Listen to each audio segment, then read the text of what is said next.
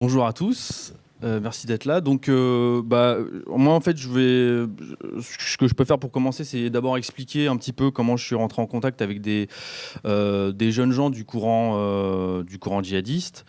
C'était en Tunisie en 2011, juste après la révolution. Des cadres d'Al-Qaïda Europe d'origine tunisienne qui étaient détenus après avoir été condamnés pour des faits de terrorisme en Europe, ont été libérés, ont bénéficié de l'amnistie après la chute de Ben Ali. Et donc, très rapidement, ils ont créé un mouvement djihadiste qui s'appelle Ansar al-Sharia, qui s'est structuré, qui s'est développé. À l'époque, c'est passé totalement inaperçu aux yeux des autorités tunisiennes, mais c'est un mouvement qui a eu très rapidement une grande importance parce qu'il avait une grande prédication dans les quartiers physiques, et ça, on y reviendra, mais c'est la grande différence avec la situation en France. Il était très présent aussi sur Internet, et très rapidement, ce mouvement a compté, en tout cas, a revendiqué plusieurs dizaines de milliers de sympathisants. Et il était très présent sur Internet, très actif. Et donc, cette ébullition djihadiste en Tunisie n'a pas manqué de susciter un vif intérêt auprès des djihadistes francophones. Ou en tout cas, alors, ce que j'appelle djihadiste, c'est à la fois les gens qui pratiquent le djihad et ceux qui le défendent, sans pour autant le pratiquer. C'est-à-dire des gens qui vont soutenir publiquement des groupes qui pratiquent le djihad. Et donc, en fait, des Français, des francophones, des Belges venaient en Tunisie de temps en temps pour sortir de leur bulle Internet et avoir un enseignement religieux, djihadiste, conforme à l'islam à leurs yeux, qu'ils ne pouvaient pas trouver en France en particulier et en Europe. Donc, et parfois aussi, ils passaient de l'autre côté de la frontière en Libye, pour certains d'entre eux, pour avoir un enseignement plus militaire avec la branche libyenne Ansar al-Sharia à Benghazi, et parfois pour partir en Syrie. Plusieurs Français, notamment au tout début. Quand je dis au tout début, c'est autour de l'année 2012, puisque les premiers Français sont commencés à partir en 2012. Certains sont passés par la Tunisie. Et moi, je faisais un film pour la chaîne Arte sur Ansar al-Sharia, qui m'a pris un an. J'ai passé un an avec ces gens-là, et dans ce cadre-là, presque naturellement, j'ai rencontré des Français, et ensuite on est resté en contact. Et donc l'idée, après le film sur les Tunisiens, est venue de faire un livre sur les djihadistes français. Le concept de ce livre, il est simple, tout est basé sur des heures et des heures d'entretien enregistrés, totalement anonymes, où les jeunes expliquent les raisons de leur départ. Et puis, étant donné que je suis resté en contact avec eux après leur départ, même si mes entretiens ont uniquement été faits en France et en Tunisie, évidemment, je parle un petit peu de ce qu'ils font là-bas, puisqu'on est toujours en contact aujourd'hui, et certains font parler d'eux dans l'actualité. Donc peut-être un mot sur les profils, parce que c'est la question qui revient beaucoup. C'est vrai que on peut dire que la grande révolution dans l'univers du djihad aujourd'hui, ça a été, ça peut paraître un petit peu abstrait pour les gens qui ne suivent pas ça vraiment de près, mais ça a été l'arrivée de ce qu'on peut appeler le djihad médiatique ou le cyber-djihad, ou comme on veut, dans les réseaux sociaux. En fait, on parle depuis longtemps d'Internet et du djihad. C'est vrai qu'on peut faire remonter ça aux années 90. On peut même faire remonter les vieilles vidéos VHS tournées par Abdullah Azzam, père fondateur du djihad contemporain contre les soviétiques. Les djihadistes ont toujours essayé de communiquer. La grande différence qui a tout changé pour les Français avec les réseaux sociaux, c'est deux choses. C'est d'abord que la littérature djihadiste traduite en français, que ce soit au format PDF, des textes, des livres des grands penseurs du djihad, comme le Cheikh Makdissi par exemple, ou d'autres, des vidéos d'Al-Qaïda, une littérature sur YouTube, etc. C'était des choses qui étaient, jusqu'à il y a 3-4 ans, qui étaient difficiles d'accès au grand public, parce que c'était réservé à un public d'initiés sur des forums, souvent en langue arabe, parfois en français, des forums qui étaient surveillés, donc les gens avaient peur d'y aller. Et les réseaux sociaux ont, si j'ose dire, pour employer un mot qu'ils détestent, démocratisé tout ça.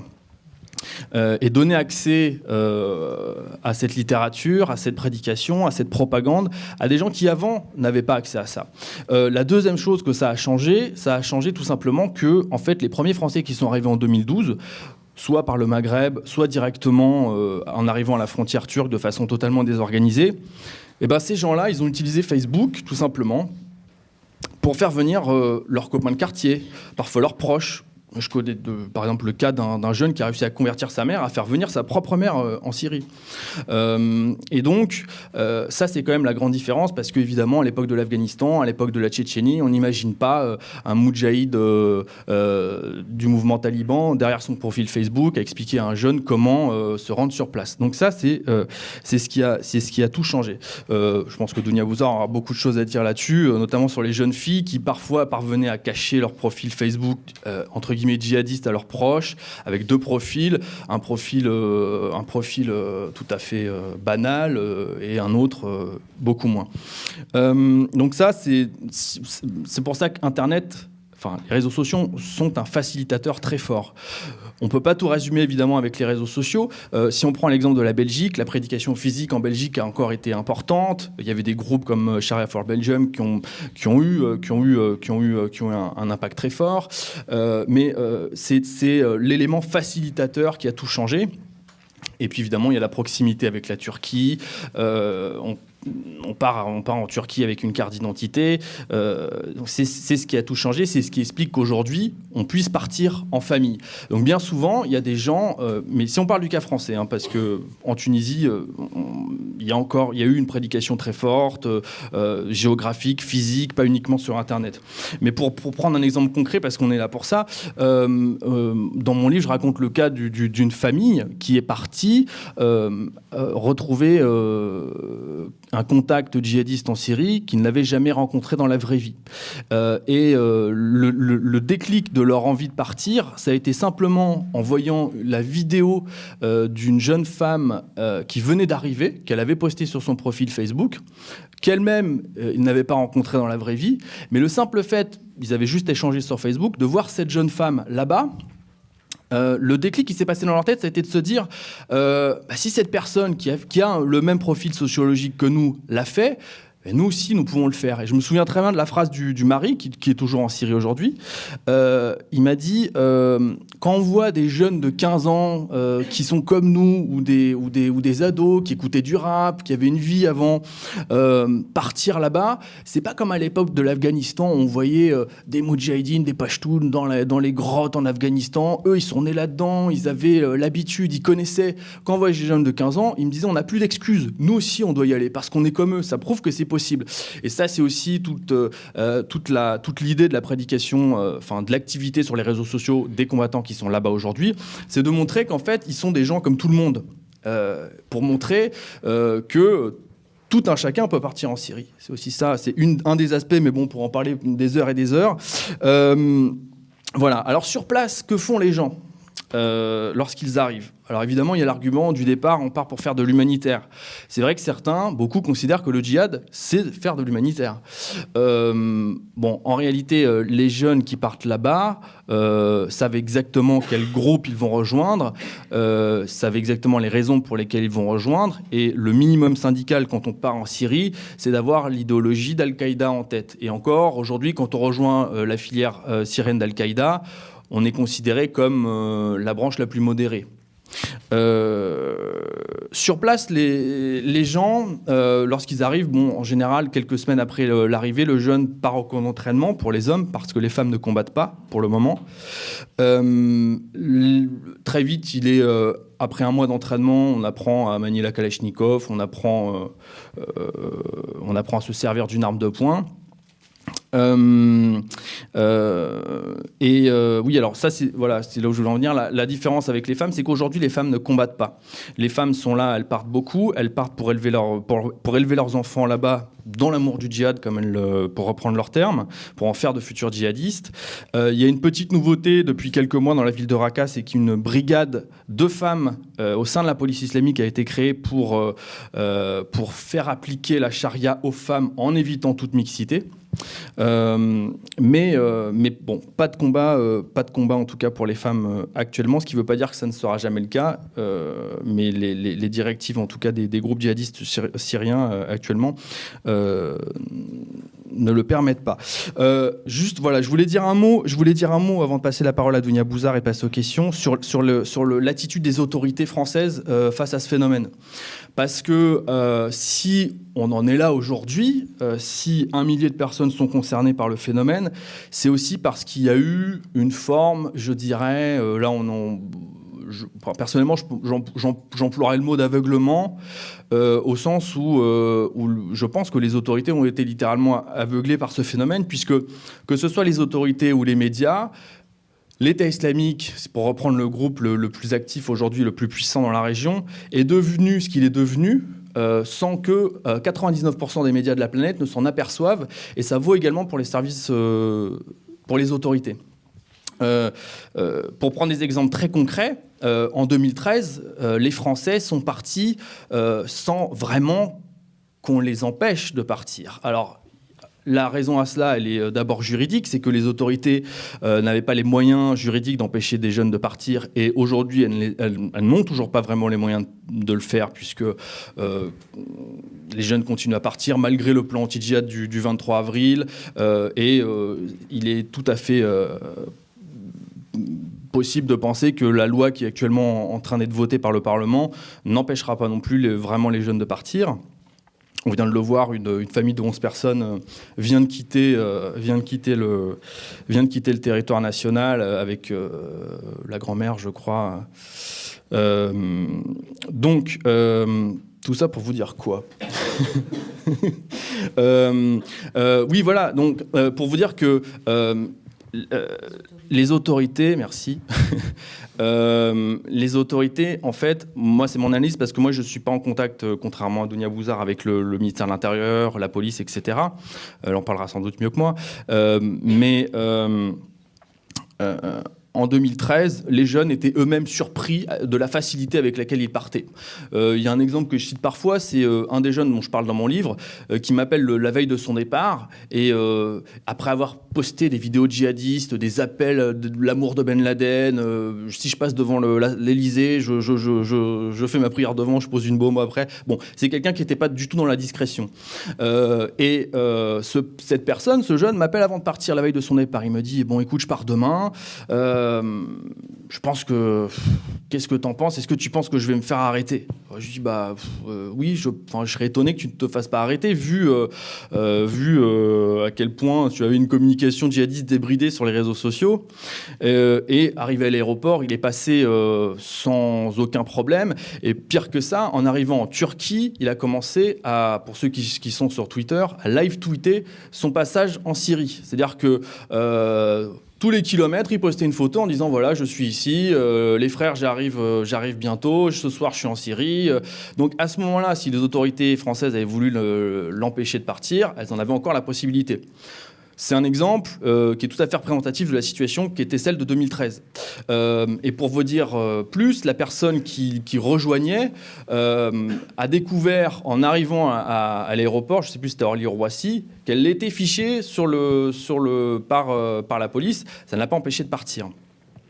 En fait, ce qui se passait, c'est qu'il y avait, je pense qu'il y avait une volonté de laisser partir les éléments qui étaient considérés comme les plus dangereux pour éviter qu'ils fassent des attentats en France. Je pense que ça, en tout cas, c'était ce que les djihadistes pensaient. Je pense que c'était une réalité. Et ça fonctionnait quand on était dans les ampleurs qui étaient celles du djihad afghan, du djihad tchétchène, du premier djihad irakien, c'est-à-dire quelques dizaines de Français, grand maximum, qui partaient. Mais ce qui s'est passé, c'est que les autorités françaises se sont laissées submerger par le phénomène. Parce que ces Français qui sont arrivés, ils ont fait venir un nombre exponentiel de personnes grâce aux réseaux sociaux, en faisant venir, encore une fois, leurs copains, leurs proches du quartier. La réaction des autorités françaises, elle est arrivée au printemps 2014. C'était une réaction qui était réelle, mais il était déjà trop tard, du point de vue... le gros des troupes était déjà sur place. Et aujourd'hui, malgré toutes les tentatives des autorités, il faut bien se rendre compte qu'elles sont, en tout cas, vaines si on ne fait que constater les chiffres qui continuent d'augmenter, mais qui s'équilibrent avec le nombre des retours et les gens qui sont morts sur place, qu'on a une quarantaine de Français aujourd'hui qui sont morts là-bas. Donc on en est là. On pourra parler de la prévention également. J'en dis juste un mot avant de passer au débat. Moi, je pense que la prévention, elle n'a jamais fonctionné jusqu'à maintenant. Peut-être qu'elle va fonctionner.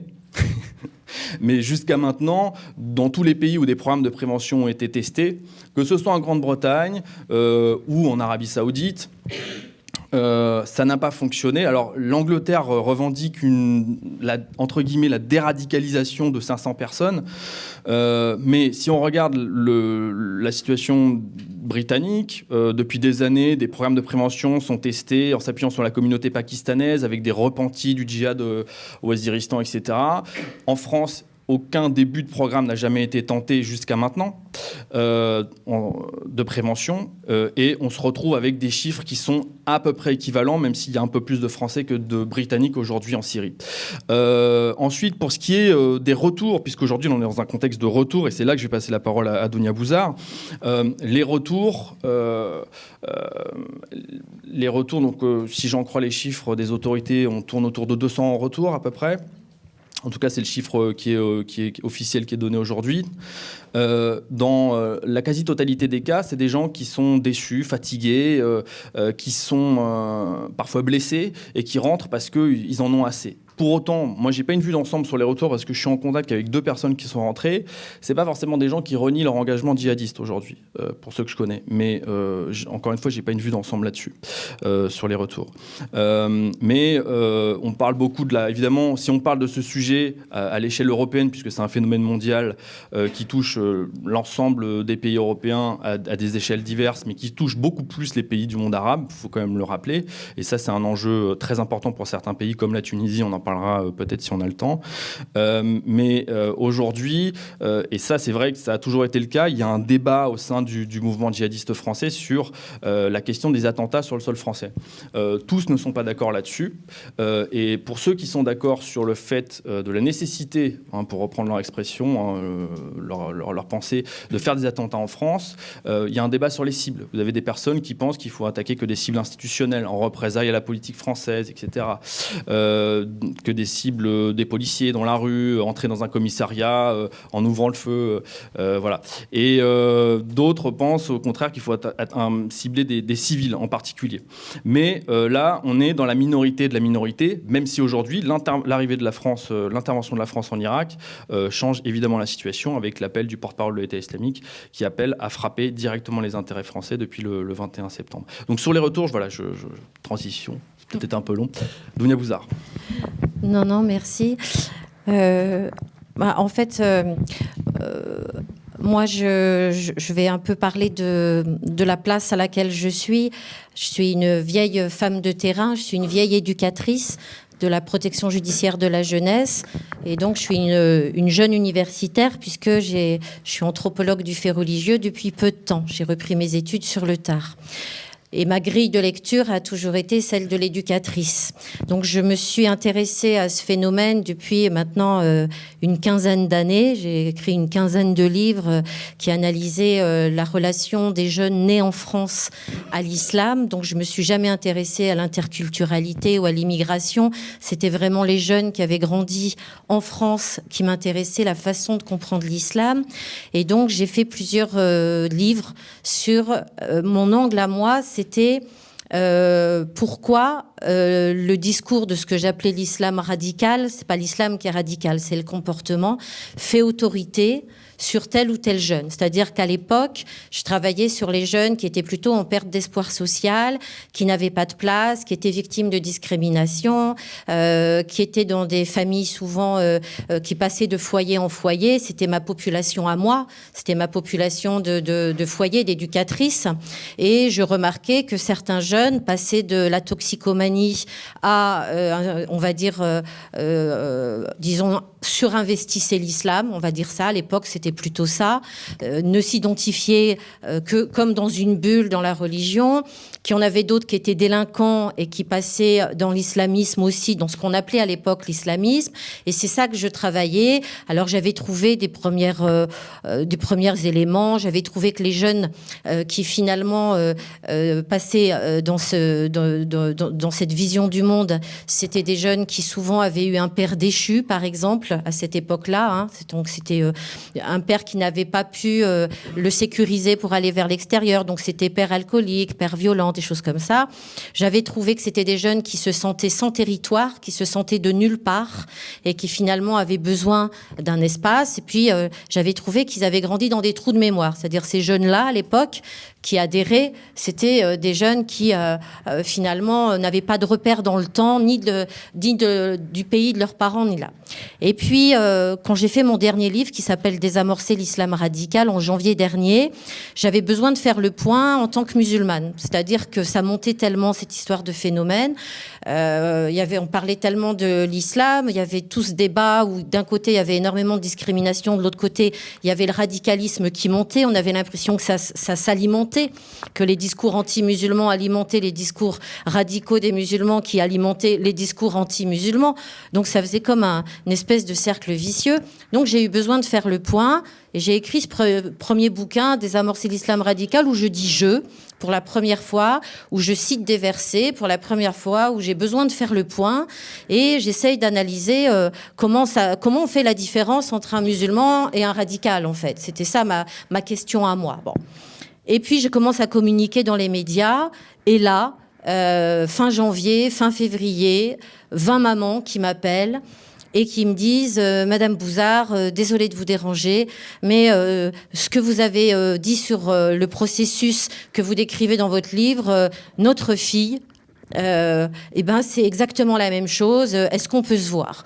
Fin janvier, 20 familles. Fin février, 40 familles. Fin mars, 60 familles. Que des filles. Depuis, on est monté à 150. Fin juin, ces mamans, surtout des mamans qui m'appelaient au début, maintenant les papas appellent, mais au début c'est les mamans. Les mamans me disent, il faut absolument écrire notre histoire, il faut absolument en faire quelque chose pour que les gens comprennent que on s'est battu, qu'on aille chercher qui était cet ennemi invisible qui prend nos enfants, quels sont les fils qu'ils agitent. Et du coup, j'ai écrit ils cherchent le paradis, ils ont trouvé l'enfer au mois de juillet. C'est sorti comme ça, sous une forme romancée, mais ce n'est que des histoires vraies, sauf la fin. On en reparlera. Alors, qui sont ces mamans ? Ces mamans, le couple principal, c'est Sophie, qui est professeure d'histoire. C'est Philippe, qui est psychanalyste, boulevard Saint-Germain. Et la petite, c'est Adèle, qui va passer son bac de français et qui, en fait, on découvre subitement une lettre où elle dit à ses parents qu'elle a compris qu'elle était missionnée, que c'était bientôt la fin du monde, qu'elle partait mourir en Syrie parce qu'elle voulait sauver ceux qu'elle aime et que donc ils comprendront plus tard, ils se rejoindront plus tard. C'est parce qu'elle aime ses parents qu'elle part mourir là-bas. Bon, ça, c'était la première famille qui m'a contactée. C'est pour ça que c'est devenu les héros du livre, parce qu'ils m'ont énormément marquée. Suite à ça, il y a eu des tas d'autres familles, c'est-à-dire qu'il faut savoir que... Alors, moi, en fait, je n'ai même pas les jeunes qui retournent de Syrie. J'ai les jeunes que les djihadistes essayent de faire venir en Syrie. C'est dans ce sens-là que ça marche. En fait, pour le moment, je pense que c'est les juges qui ont ceux qui rentrent. Moi, j'ai ceux qui sont en lien avec ceux qui sont là-bas et que ceux de là-bas essayent de faire ramener. Alors, c'est vrai que dans le livre, je raconte comment les mamans orphelines, parce qu'elles s'appellent comme ça, deviennent des détectives, essayent de comprendre comment on a pu faire basculer leur enfant, parce que beaucoup sont de familles athées. Moi, j'ai 70% de familles athées. Beaucoup sont des classes moyennes et du coup ne comprennent pas du tout pourquoi leur enfant a pu basculer dans un tel discours alors qu'il avait une place dans la société. Certains ont même été, pour reprendre des lettres, nourris à la petite cuillère en argent, comme dit Estelle. Voilà. Et donc, ce livre, c'est vraiment des mamans et des papas qui essayent de comprendre comment leur enfant est kidnappé, soit physiquement, puisque certaines jeunes, effectivement, vont monter dans la Volvo qui les attend à la sortie du lycée, après avoir passé le bac de français, c'est-à-dire j'ai eu toute une flopée de gamines qui ont passé leur bac de français l'année dernière et qui avaient la Volvo qui les attendait 2 jours après pour partir en Syrie avec un dédoublement total. C'est-à-dire qu'elles ne montraient effectivement, et c'est ça qui a été traumatisant et qui a fait qu'on avait besoin, que les mamans avaient besoin que j'écrive ce livre, c'est que il y avait parfois aucun signe. C'est-à-dire qu'il y a des petites qui mangeaient des petits pois au lardon le mardi soir et qui avaient leur Volvo et leur mari virtuel, parce qu'elles s'étaient mariées virtuellement avec eux là-bas, et la Volvo les attendait le mercredi. Et quand les parents découvrent la lettre et s'aperçoivent qu'il y a un deuxième Facebook depuis 5 mois, où effectivement, sous un pseudo, alors c'est toujours quelque chose, mère d'eux, elle voit que des femmes en noir avec des kalachnikovs et ce monde-là, et des photos d'enfants meurtris par Bachar el-Assad, parce que les mamans dans le livre, que ce soit Nathalie, la maman de Célia, ou Sophie, la maman d'Adèle, et les autres découvrent, parce que j'ai des mamans juives aussi. Alors dans les mamans, j'ai une maman qui est juive pratiquante, j'ai des mamans catholiques, j'ai pas que des mamans athées, c'est diversifié, la diversité.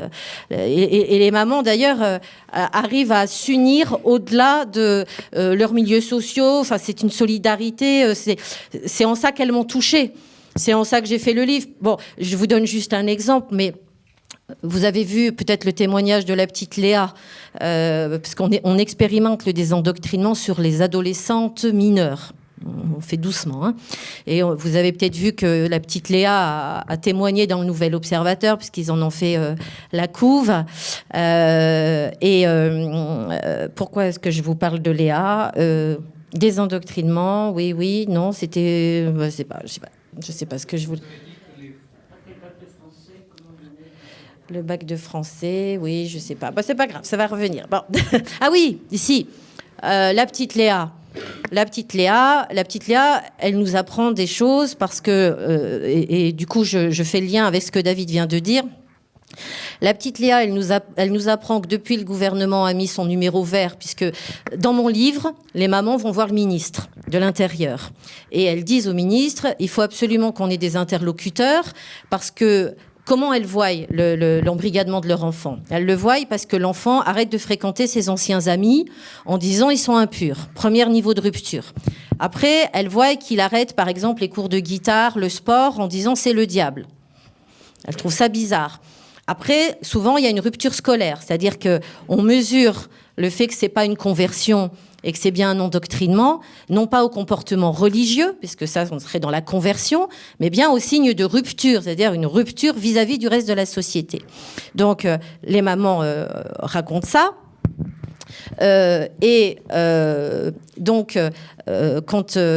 Pour revenir sur cette petite Léa, donc je racontais que les mamans allaient voir le ministre pour dire il nous faut des interlocuteurs, parce que jusque-là, quand on va voir le commissariat, quand on va voir l'assistante sociale, on nous répond « Votre enfant se convertit, c'est une crise d'adolescence, ne vous inquiétez pas, nous on se mettait les cheveux en rouge, nous on avait notre période punk, écoutez, n'ayez pas des mauvaises pensées, soyez pas islamophobes, soyez tolérantes, laissez votre enfant autonome. » Donc les mamans racontent tout ça, qu'elles soient d'origine maghrébine, qu'elles soient juives, athées, professeurs, psychanalystes, fonctionnaires, ils ont tous été maltraités, les parents, au départ par les institutions, tous. Personne ne les prenait au sérieux, tout le monde les prenait pour des parents autoritaires.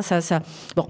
Et donc elles vont voir le ministre et elles disent mais il faut des interlocuteurs, il faut qu'ils comprennent qu'on voit bien que c'est pas religieux, on voit bien que nous, ça met l'enfant en exclusion, on voit bien qu'il y a un problème, c'est pas une religion que d'arrêter par exemple ses cours de guitare en disant que c'est le diable, il y a un problème. Bon. Et le ministre met donc ce numéro vert. Donc je raconte dans le livre que les parents se sentent quand même reconnus en disant on nous a entendus, il y a un numéro vert pour arrêter notre enfant à la frontière. Parce qu'il faut vous raconter, il a oublié David, que jusqu'à le numéro vert, n'importe quel mineur pouvait sortir de France dans l'Union européenne sans l'autorisation de son parent. On avait enlevé l'autorisation parentale. Donc les parents découvrent ça, font un scandale. Et du coup, le numéro vert permet de ficher son enfant à la frontière, officiellement, surtout quand c'est un mineur. Bon. Et alors, résultat du topo, ce numéro vert commence un petit peu à fonctionner pour les mineurs, parce que les mineurs et les majeurs, c'est différent. Donc, on arrive, vous avez entendu dans la presse, hein, on a à peu près retenu une quinzaine de jeunes filles, on a sauvé à peu près 15 vies avec enfin, ils ont sauvé à peu près 15 vies avec ce numéro vert. Et on apprend, quand on fait témoigner la petite Léa, donc moi je parle des mineurs, hein, que depuis, comme ils s'adaptent et qu'ils voient que effectivement maintenant c'est plus difficile de passer la frontière, ils ont institué des nouveaux principes. Par exemple, ils leur apprennent à se grimer pour faire des faux papiers, ce qui n'existait pas avant. Donc il y a un trafic de faux papiers pour les mineurs qui se met en place. Comme on a communiqué sur le fait que, on communique, je raconte dans le livre comment il y a des jeunes filles qui s'auto-désendoctrinent parce que le principe pour les faire venir, c'est de leur dire qu'elles vont faire de l'humanitaire. Ça, chez les filles, c'est très, très fréquent. Toutes les analyses nous, là, on a 150, sur 150 familles, on a 130 jeunes filles. Et les mineurs, c'est vraiment la première chose. Après, ça bascule. Mais au départ, c'est vraiment, par exemple, on a même l'impression qu'il y a des chasseurs de tête. Parce qu'elles ont toutes mis des photos. Par exemple, elles ont fait beaucoup de camps humanitaires et toutes, elles ont soit mis qu'elles voulaient être infirmières et assistantes sociales sur leur Facebook, soit elles ont mis des photos d'un camp humanitaire qu'elles ont fait dans le passé. Et on a même l'impression qu'il y a des chasseurs de tête qui les repèrent sur Facebook à partir d'un profil tendance humanitaire. Moi, je vous parle des 14-16 ans. Hein. On a énormément de 14-16 ans. Bon. Donc, elles arrivent là-bas et quand certaines voient qu'il n'y a pas d'humanitaire du tout et qu'effectivement, ils exterminent tous ceux qui ne pensent pas comme eux, y compris les musulmans syriens qu'ils étaient venus soi-disant aider, c'est vrai que certaines essayent de se sauver. Et depuis qu'on a communiqué, puisqu'on a fait un premier clip de prévention pour dire qu'il y en avait qui étaient séquestrés, depuis, on sait qu'ils essayent de les mettre enceintes en Turquie pour qu'elles arrivent enceintes en Syrie ou en Irak, de façon à ce qu'elles aient encore plus de difficultés à s'enfuir. Pourtant, aucune ne s'est enfuie. Donc, c'est vrai que le combat des mamans, c'est donc de garder le lien avec leur enfant, c'est d'essayer de défaire ce que eux ont fait, c'est-à-dire eux ont enlevé l'identité, la mémoire, les repères du jeune pour en remettre d'autres. Les filles, quand elles appellent, elles sont plutôt robotisées à dire toute la même chose. Elles récitent toute la même chose. Au début, elles récitaient toute la même chose. Je suis dans une belle villa, j'ai besoin de rien, des choses comme ça qui sont bon. Et puis, ils essayent de refaire du lien, ils essayent de faire, de provoquer une espèce de prise de conscience, de toucher leur cœur. Et c'est toute cette bataille-là qui est retracée. Certains parents vendent tout pour aller essayer de récupérer leur progéniture là-bas, bien sûr. Avec des échecs, avec des réussites. À la fin, celle qui revient, on voit qu'elle est complètement détruite, c'est-à-dire que sortir de cette expérience, c'est beaucoup plus dur que d'y rentrer finalement. Ça laisse des traces, c'est-à-dire que souvent elles ont une période à vide complètement, où elles se disent comment j'ai été assez stupide pour adhérer à ce discours, comme quelqu'un qui a été harcelé et qui se demande pourquoi il s'est laissé harceler aussi longtemps. Donc il y a une période brutale de remise en question. Il y en a d'autres où c'est carrément des symptômes psychiatriques. On a beaucoup d'hospitalisations de jeunes filles qui ne savent plus être un individu. C'est-à-dire le groupe a tellement pensé à leur place, il y a tellement eu un cocon finalement qui a fusionné autour d'elles que finalement, quand elles s'en sortent, elles sont dans le vide. On appelle ça la zone grise, chez nous c'est PDSI, puisqu'on a créé cette fameuse association qui est effectivement missionnée pour le suivi des parents, pour essayer des premières expériences de désendoctrinement, pour essayer de réfléchir à la prévention. Et moi, je ne suis pas aussi pessimiste, c'est-à-dire que sur les mineurs, moi, je pense que la prévention a assez bien fonctionné parce que, par exemple, quand j'ai écrit le livre, les parents appelaient quand il y avait rupture familiale, donc quand il y avait déjà beaucoup de ruptures. Et aujourd'hui, à force de communiquer dans les médias, les parents, ils appellent dès que l'enfant arrête ses cours de guitare en disant c'est le diable.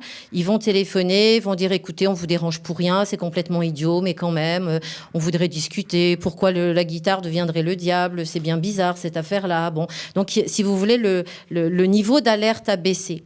Bon, donc ça nous permet évidemment, plus on prend un enfant jeune, plus on peut essayer de comprendre et désamorcer l'autorité du discours. Donc les jeunes qui sont mineurs, c'est vrai qu'on travaille très bien avec elles et on ne s'est pas encore attaqué aux majeurs et on ne s'est encore pas attaqué aux garçons parce qu'on voit bien que les garçons, ils ne partent pas pour de l'humanitaire.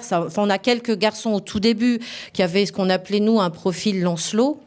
Donc la mission est plus forte que la raison, l'esprit chevaleresque, des choses comme ça. Maintenant, c'est pratiquement fini parce qu'avec toutes les médias qui montrent ce qui se passe, bon, c'est vrai qu'ils les coupent des médias, mais quand même. Donc c'est vrai que on a beaucoup travaillé sur toutes les images subliminales des vidéos d'endoctrinement. Et je pense qu'on peut dire qu'ils ont réussi à individualiser leur technique d'embrigadement et arrivent à toucher très large. C'est-à-dire qu'ils arrivent à toucher des jeunes qui vont pas bien, des jeunes qui ont l'impression de ne pas avoir de place, des jeunes révoltés, des jeunes qui ont la haine, des jeunes qui vont très bien et qui avaient une place, des jeunes qui avaient besoin d'un idéal, des jeunes qui avaient un profil humanitaire, des jeunes qui étaient hypersensibles, des jeunes qui viennent de perdre un proche et qu'ils arrivent à tellement travailler, affiner leur technique d'embrigadement qu'aujourd'hui, à l'heure actuelle, ils touchent large. Nous, je finis avec ça. Dans le livre, je parle que de classe sociale moyenne. Dans nos vraies familles, aujourd'hui, on a donc plus de 70% de classe sociale moyenne et supérieure. Il est évident que ce n'est pas représentatif des gens qui sont là-bas. Ça veut dire quoi? Ça veut dire que seules les classes moyennes et supérieures nous appellent et que les classes populaires ne nous appellent pas. Au niveau du numéro vert, quand vous regardez les statistiques, c'est le même. Il y a beaucoup plus de classes moyennes, c'est des enfants de profs, c'est des enfants de fonctionnaires. Donc, ça veut dire que les classes populaires ne font pas confiance aux institutions. Et nous, ils nous ont repérés comme en lien avec les institutions, donc ils ne nous font pas confiance non plus. Donc l'enjeu de cette année, c'est de toucher les classes populaires en étant sûr qu'on ne va pas ficher leur enfant à vie. Parce que ça, c'est aussi... c'est pour ça qu'elles n'appellent pas les classes populaires. Parce qu'elles se disent, OK, on va le ficher pour pas qu'il passe à la frontière. Mais après, qui nous dit que toute sa vie, il va pas avoir un dossier? Alors, c'est plus facile pour un papa toubib ou un papa fonctionnaire de se dire, je veillerai à ce qu'on va faire de dossier de mon enfant. En tout cas, il y a une confiance qui fait qu'il appelle. Les classes populaires, il y a vraiment cette difficulté. La deuxième chose, statistiquement, moi je suis envahie par les filles. Alors je ne sais pas si j'ai une tête... C'est possible aussi. Après, je me suis demandé si les familles n'étaient pas plus attentives aux signes de rupture des filles que des garçons aussi. Je me suis posé plein de questions. Je n'ai pas répondu encore parce que vous verrez, dans le livre, il y a énormément de filles. C'est pratiquement que des filles. Il y a 2-3 garçons qui se courent après. Encore, il y en a 2 qui sont décédés sur les 3. Et nous, sur 150 familles, encore aujourd'hui, on a 140 filles. Hein, donc ça, je ne sais pas l'expliquer pour le moment. Mais en tout cas, ils veulent des filles. Il y a un truc que j'ai compris, c'est qu'ils veulent des filles sur place. Ça, c'est clair. Voilà. Merci beaucoup pour vos 2 interventions. Juste avant de passer la parole à la salle, moi j'avais une question à laquelle sans doute vous pourrez répondre tous les deux. Je voulais savoir si vous aviez des informations sur ce qui se passe à l'arrivée sur place et justement qu'est-ce qu'ils font de toutes ces filles, du coup en majorité. Qu'est-ce qu'ils leur font faire concrètement? Au départ, pourquoi ils les font venir? Qu'est-ce qu'ils leur parlent? Ils leur parlent d'humanitaire, etc. Mais est-ce qu'ils leur donnent des missions en amont qu'elles vont avoir à effectuer sur place? Voilà, et concrètement, dans les faits réels, que se passe-t-il à l'arrivée sur place? Alors, la question humanitaire est quand même doublée d'une séduction physique, séduction virtuelle ou physique. C'est vrai que je ne l'ai pas dit, mais elles sont abordées de façon très différente aussi. Hein. Ça peut être sur un site de rencontre, ça peut être par Facebook, ça peut être sur tous les réseaux sociaux. Donc, il y a aussi la séduction, c'est-à-dire séduction physique ou virtuelle. C'est vrai que je ne l'ai pas mentionné. Donc, elles ont toujours un prince barbu quelque part à un moment donné de l'histoire. Hein. Voilà, qu'elles connaissent pas, qu'elles n'ont jamais vu, mais qu'elles épousent virtuellement. Quand elles arrivent, nous, la seule chose qu'on sait, c'est que... Alors, il y a eu plusieurs époques, parce que moi, j'ai écrit le livre, il n'y avait pas encore l'État islamique qui avait planté son drapeau. Donc, moi, je parlais principalement des gens qui étaient sous ce que j'appelle Abu Talib, qui est Omar Homsen de son vrai nom, c'est-à-dire le chef de El Nosra francophone, puisqu'il y a El Nosra tchétchène, El Nosra Londres, El Nosra francophone, et celui qui détient nos jeunes 14-21 ans, c'était beaucoup à cette époque El Nosra et non pas l'État islamique, parce que c'est complètement différent l'embrigadement avec l'État islamique que El Nosra. Et c'est El Nosra qui utilise les techniques de dérive sectaire, avec l'humanitaire, avec les images subliminales des jeux vidéo, avec des enfants blessés, avec de la musique répétitive, de la manipulation de l'islam très très bien faite. Bon, c'est lui. Hein. Nous, on a beaucoup... Le livre est sur lui, et il n'est pas dangereux en termes d'invasion et de conquête, parce qu'il n'a pas de pouvoir au niveau des... C'est l'État islamique qui a le pouvoir. Mais par contre, c'est quelqu'un qui attirait les Français, qui parle en français, qui pense en français, qui surfe sur les débats français, sur les tabous français, sur les dysfonctionnements français. Donc, il avait une maîtrise forte de l'univers dans lequel les jeunes Français étaient. Et la seule chose, les femmes qui étaient avec lui, puisque donc moi, je travaille que sur les jeunes qui étaient avec lui, elles avaient une ceinture d'explosifs autour d'elles qui explosait au bout de quelques secondes pour se protéger si elles étaient attaquées par l'armée de Bachar el-Assad. Donc ça, elles devaient avoir ça. Certaines apprenaient à se défendre uniquement au cas où elles étaient attaquées. C'est toujours en termes de défense. Et le reste du temps, ce qu'on a compris, c'est que elles étaient beaucoup... À l'époque, elles étaient sur Internet parce qu'il n'y avait pas l'État islamique. Et elles s'occupaient de leur mari. Elles étaient mariées en arrivant. Elles n'étaient pas mariées en amont à l'époque. Elles étaient mariées virtuellement, mais elles s'occupaient de leur mari. Et c'est que maintenant qu'apparemment, ils essayent de les mettre enceintes avant de rentrer pour qu'elles aient déjà un bébé, ou en tout cas qu'elles soient bien enceintes quand elles rentrent. Bon, ça, c'est une information à vérifier aussi. C'est juste un premier témoignage qu'on a eu. Ils lui ont dit, la petite Léa, elle a eu 50 adultes qui lui ont clairement dit tu vas t'arrêter un peu en Turquie, tu vas rencontrer ton mari et tu vas tomber enceinte tout de suite. Bon, voilà. Oui, alors sur ce point, c'est vrai que là, on parle d'un groupe très particulier. Et pour l'anecdote, les Français de l'État islamique parlent exactement de la même manière du groupe d'Omar Homsen que ne le fait Dounia Bouzar. Donc vous êtes d'accord avec l'État islamique, vous serez ravis de l'apprendre, je pense. Oui, on parle d'un groupe très particulier. C'est vrai que ce groupe a été créé. Au départ, c'est une dissidence de l'État islamique. Hein, le groupe puisque je révèle l'existence de ce groupe et de son émir Omar Homsen dans mon livre. Omar Homsen a créé ce groupe en allant chercher des jeunes de l'État islamique. Donc, ils ne sont pas très copains. Non, en fait, pour répondre à la question, les femmes, là-bas, ce qu'elles font, que ce soit chez Jabhat al-Nosra ou au sein de l'État islamique, c'est à peu près la même chose. C'est-à-dire que, encore une fois, leur rôle premier, c'est de fonder une famille, de se marier. Les jeunes les attirent. Effectivement, il y a cette séduction qui se passe sur les réseaux sociaux, parce que tous considèrent, ils appellent ça la moitié du din, la moitié de la religion, que le mariage est une obligation religieuse. Pour eux, c'est aussi important. C'est aussi important que le djihad, si vous voulez. Donc, sur les réseaux sociaux, effectivement, ils essayent de faire venir des Françaises parce que beaucoup ne parlent pas arabe. La grande majorité ne parle pas arabe. Donc, évidemment, il est difficile de nouer des liens avec des femmes là-bas. Donc, il est plus facile de faire venir des candidates sur place. Sur place, donc, elles s'occupent de l'éducation, encore une fois. Beaucoup s'occupent de l'incitation aussi à l'émigration djihadiste sur les réseaux sociaux, parce que souvent, c'est une incitation qui se fait de femme à femme, encore une fois, pour éviter la mixité, parce que tous considèrent que même les chats, même s'ils ont lieu entre hommes et femmes, sont interdits. Et donc, voilà. Sur l'histoire de la mise enceinte, je doute fortement de cette possibilité. Mais parce que c'est vrai que des femmes restent, pour le coup, côté turc, pour des raisons de sécurité. Certains combattants ont laisser leurs femmes, mais qu'ils les mettent délibérément enceintes, personnellement, j'y crois pas du tout. Mais bon. Donc voilà. Mais pour l'instant, encore une fois, elles ne combattent pas. C'est vrai qu'elles apprennent à manier les armes pour pouvoir se défendre en cas d'ultime recours, si jamais elles devaient se défendre. Mais on en voit sur les vidéos, d'ailleurs, du groupe d'Omar Homsen, qui manient des armes, mais pour l'instant, il n'y a pas de combat de femmes. Lui prône l'égalité en disant si vous voulez combattre, vous pouvez combattre comme les hommes dans son discours.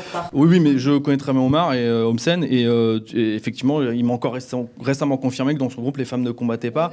Oui. Mais dans la théorie, il serait d'accord. Ouais, voilà, c'est-à-dire que c'est une possibilité, voilà. Tout à fait, à terme. Mais déjà, dans le passé, les femmes ont déjà combattu, donc ça, c'est tout à fait possible. Juste quelque chose sur la sociologie. C'est vrai que là, on parle de milieux favorisés, de classe moyenne. Je pense... Alors moi, justement, c'est la différence aussi, c'est que moi, j'ai eu en contact beaucoup plus de jeunes hommes. Des djihadistes, voilà, qui sont... voilà. Je pense que peut-être que les femmes viennent de milieux plus favorisés que les hommes, parce que moi, j'ai peu de milieux favorisés. On voit beaucoup de jeunes hommes qui sont de milieux... on est vraiment dans la majorité des cas dans des milieux très populaires, souvent les banlieues françaises, même si c'est vrai, il y a aussi des exceptions. Je connais le cas d'un recteur d'université, je connais le cas... Il y a des exceptions, fils de notaire également, mais pour les hommes, en tout cas, moi, je ne parlerai pas trop des femmes parce que je les connais moins. Les hommes, on est vraiment dans les milieux populaires souvent. J'imagine qu'il y a des questions. On prend une série de trois questions et puis on fait un aller-retour avec la salle, ça vous va ? Bonsoir. Je ne vais pas poser toutes les questions, mais c'est juste quelques réflexions.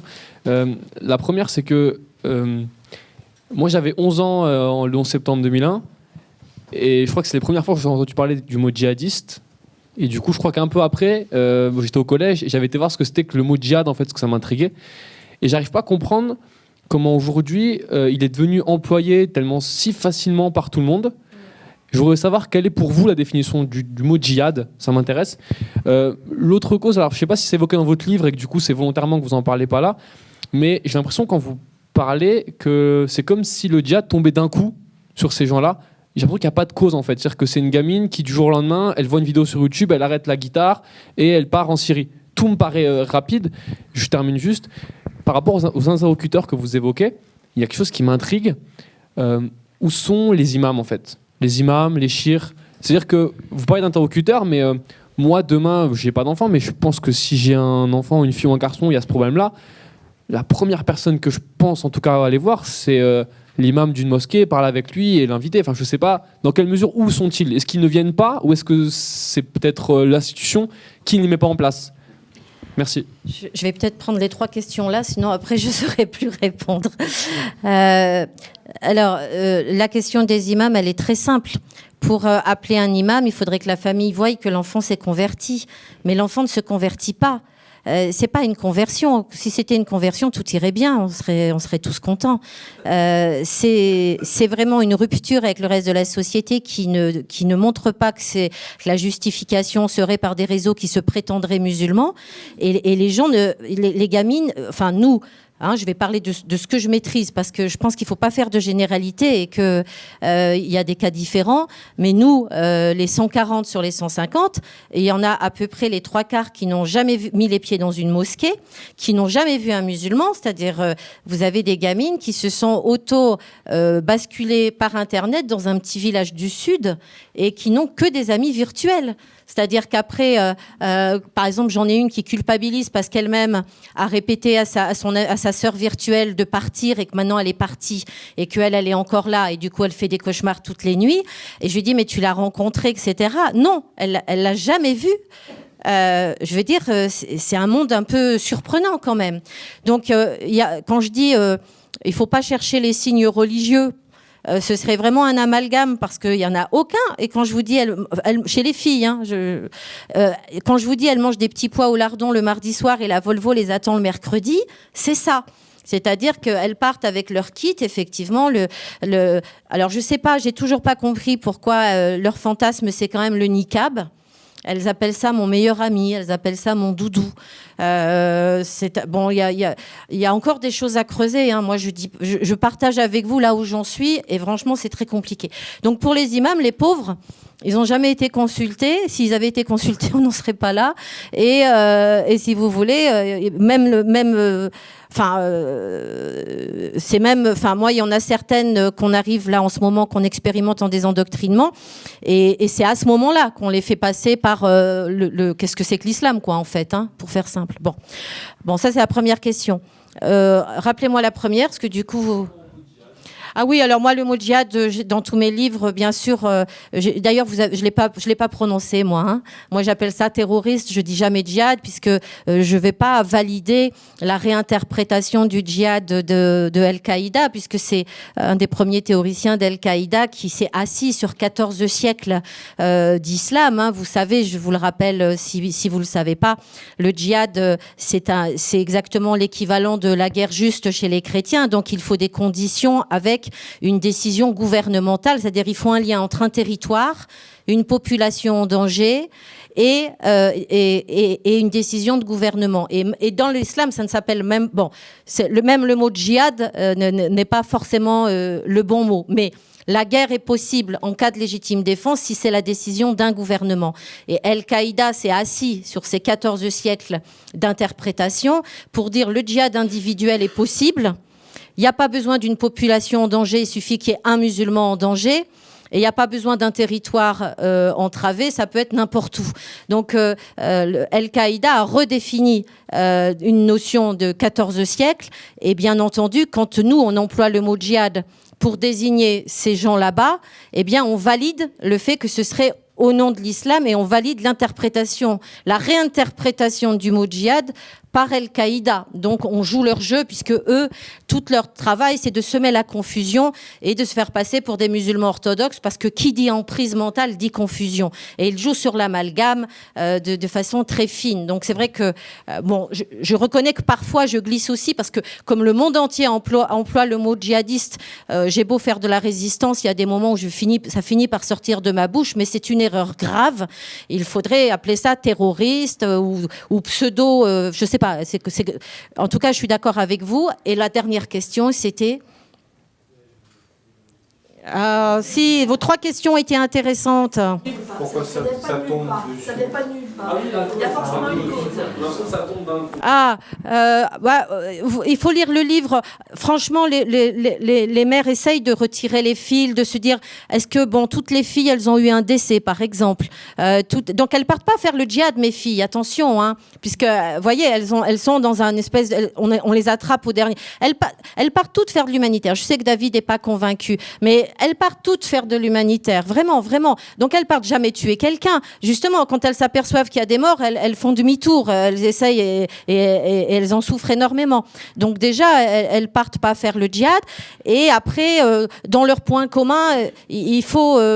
on s'est aperçu qu'elles avaient souvent eu une rupture brutale dans les mois d'avant, un décès brutal, voyez, des choses comme ça. On s'aperçoit que c'était toutes des filles altruistes qui voulaient vraiment s'engager dans la société pour améliorer les injustices, toutes très engagées.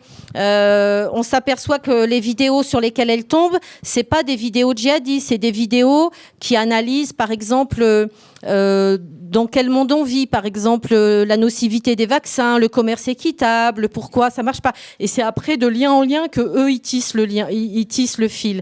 Donc, si vous voulez, ça explique aussi qu'elles soient pas dans des demandes spirituelles et que finalement elles se fassent embarquer dans un rejet du monde réel. Vous voyez, c'est comme ça. Mais c'est vrai que c'est assez rapide, c'est impressionnant. C'est vrai. Je vais être très bref parce que moi déjà sur la notion de djihad, etc.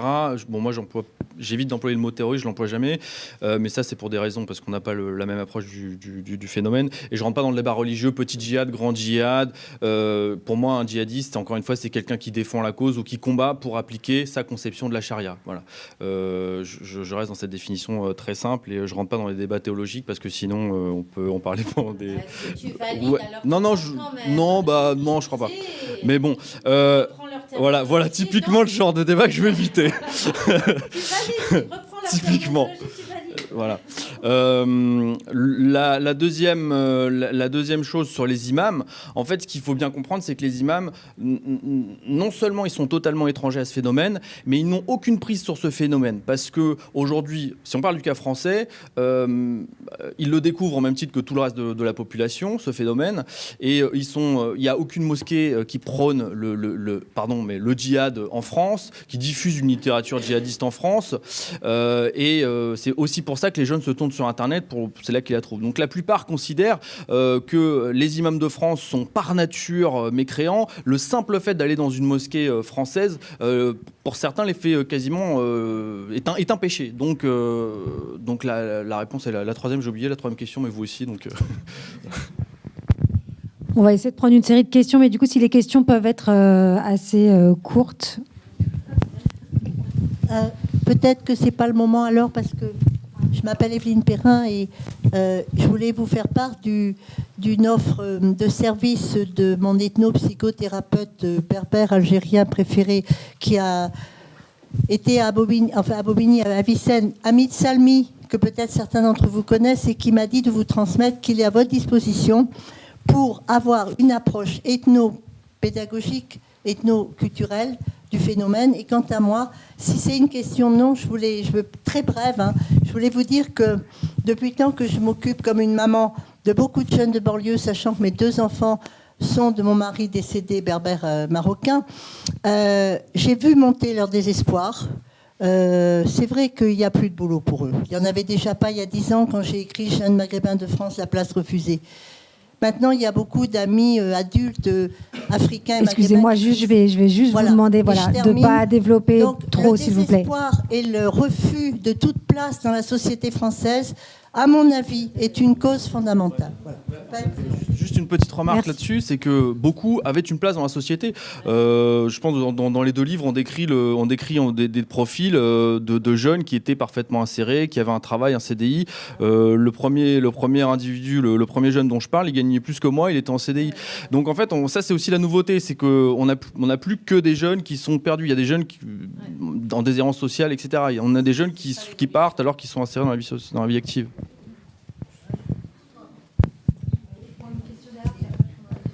Oui, bonjour. Moi, ma question, elle porte sur l'avènement de l'État islamique. Parce que là, on voit que la communication a changé. L'État islamique revendique aussi la terreur. On le voit avec les vidéos.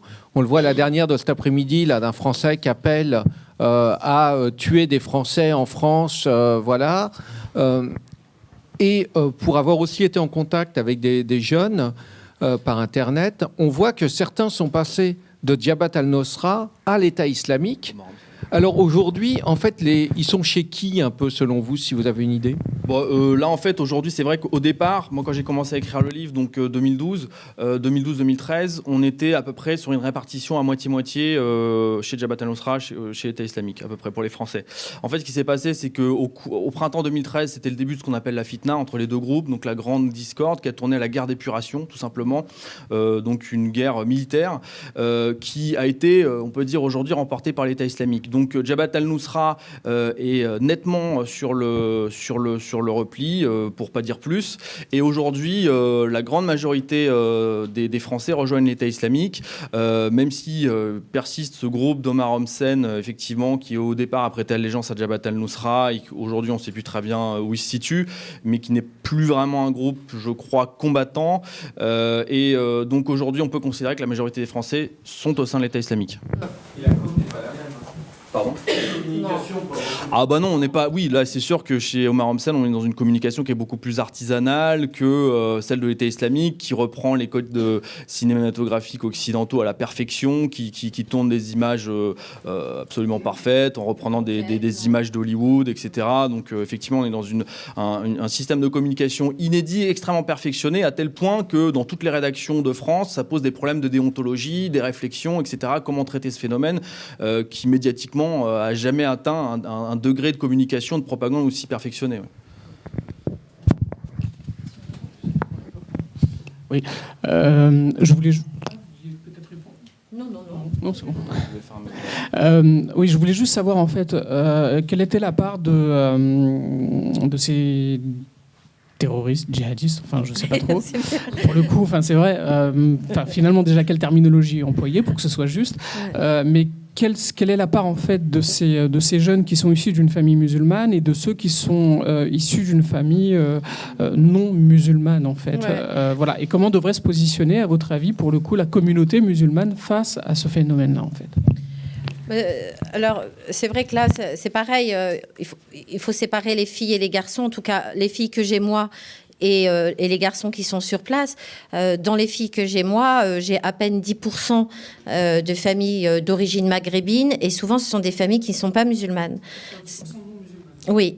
Ah oui, j'ai 90% parce que j'ai 10% de familles juives, pratiquantes ou non pratiquantes, 10% catholiques, pratiquantes ou non pratiquantes, 70% de familles de référence athées, qui comprend d'ailleurs des personnes des trois autres, éventuellement qui sont issues de familles juives, catholiques ou musulmanes, hein, mais qui sont athées. Et donc moi, j'ai très très peu de familles d'origine maghrébine. Alors que dans les garçons, on voit bien qu'il y a beaucoup de personnes issues de l'immigration. Là, je vais passer le micro à David, mais c'est pour ça que c'est un mystère pour moi. C'est pour ça que tout à l'heure, j'ai dit, je pense que, si vous voulez... Si je parle en termes de classe sociale, les familles maghrébines qui nous téléphonent, c'est des profs, c'est des éducs, c'est des fonctionnaires, c'est des toubibs, voilà. Et comme les autres parents.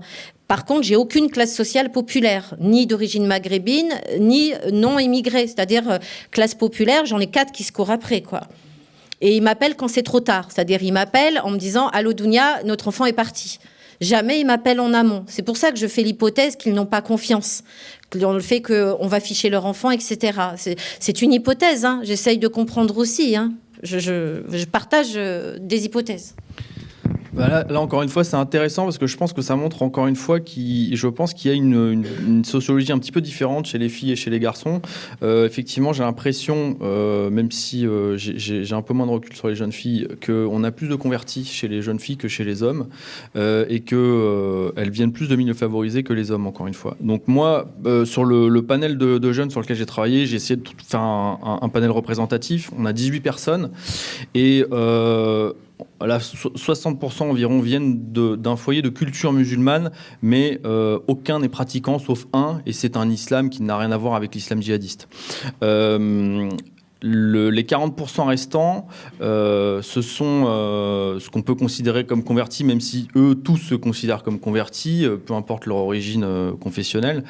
Et on a dans ces 40% pas mal d'Antillais, des Guadeloupéens, des Martiniquais, un Haïtien.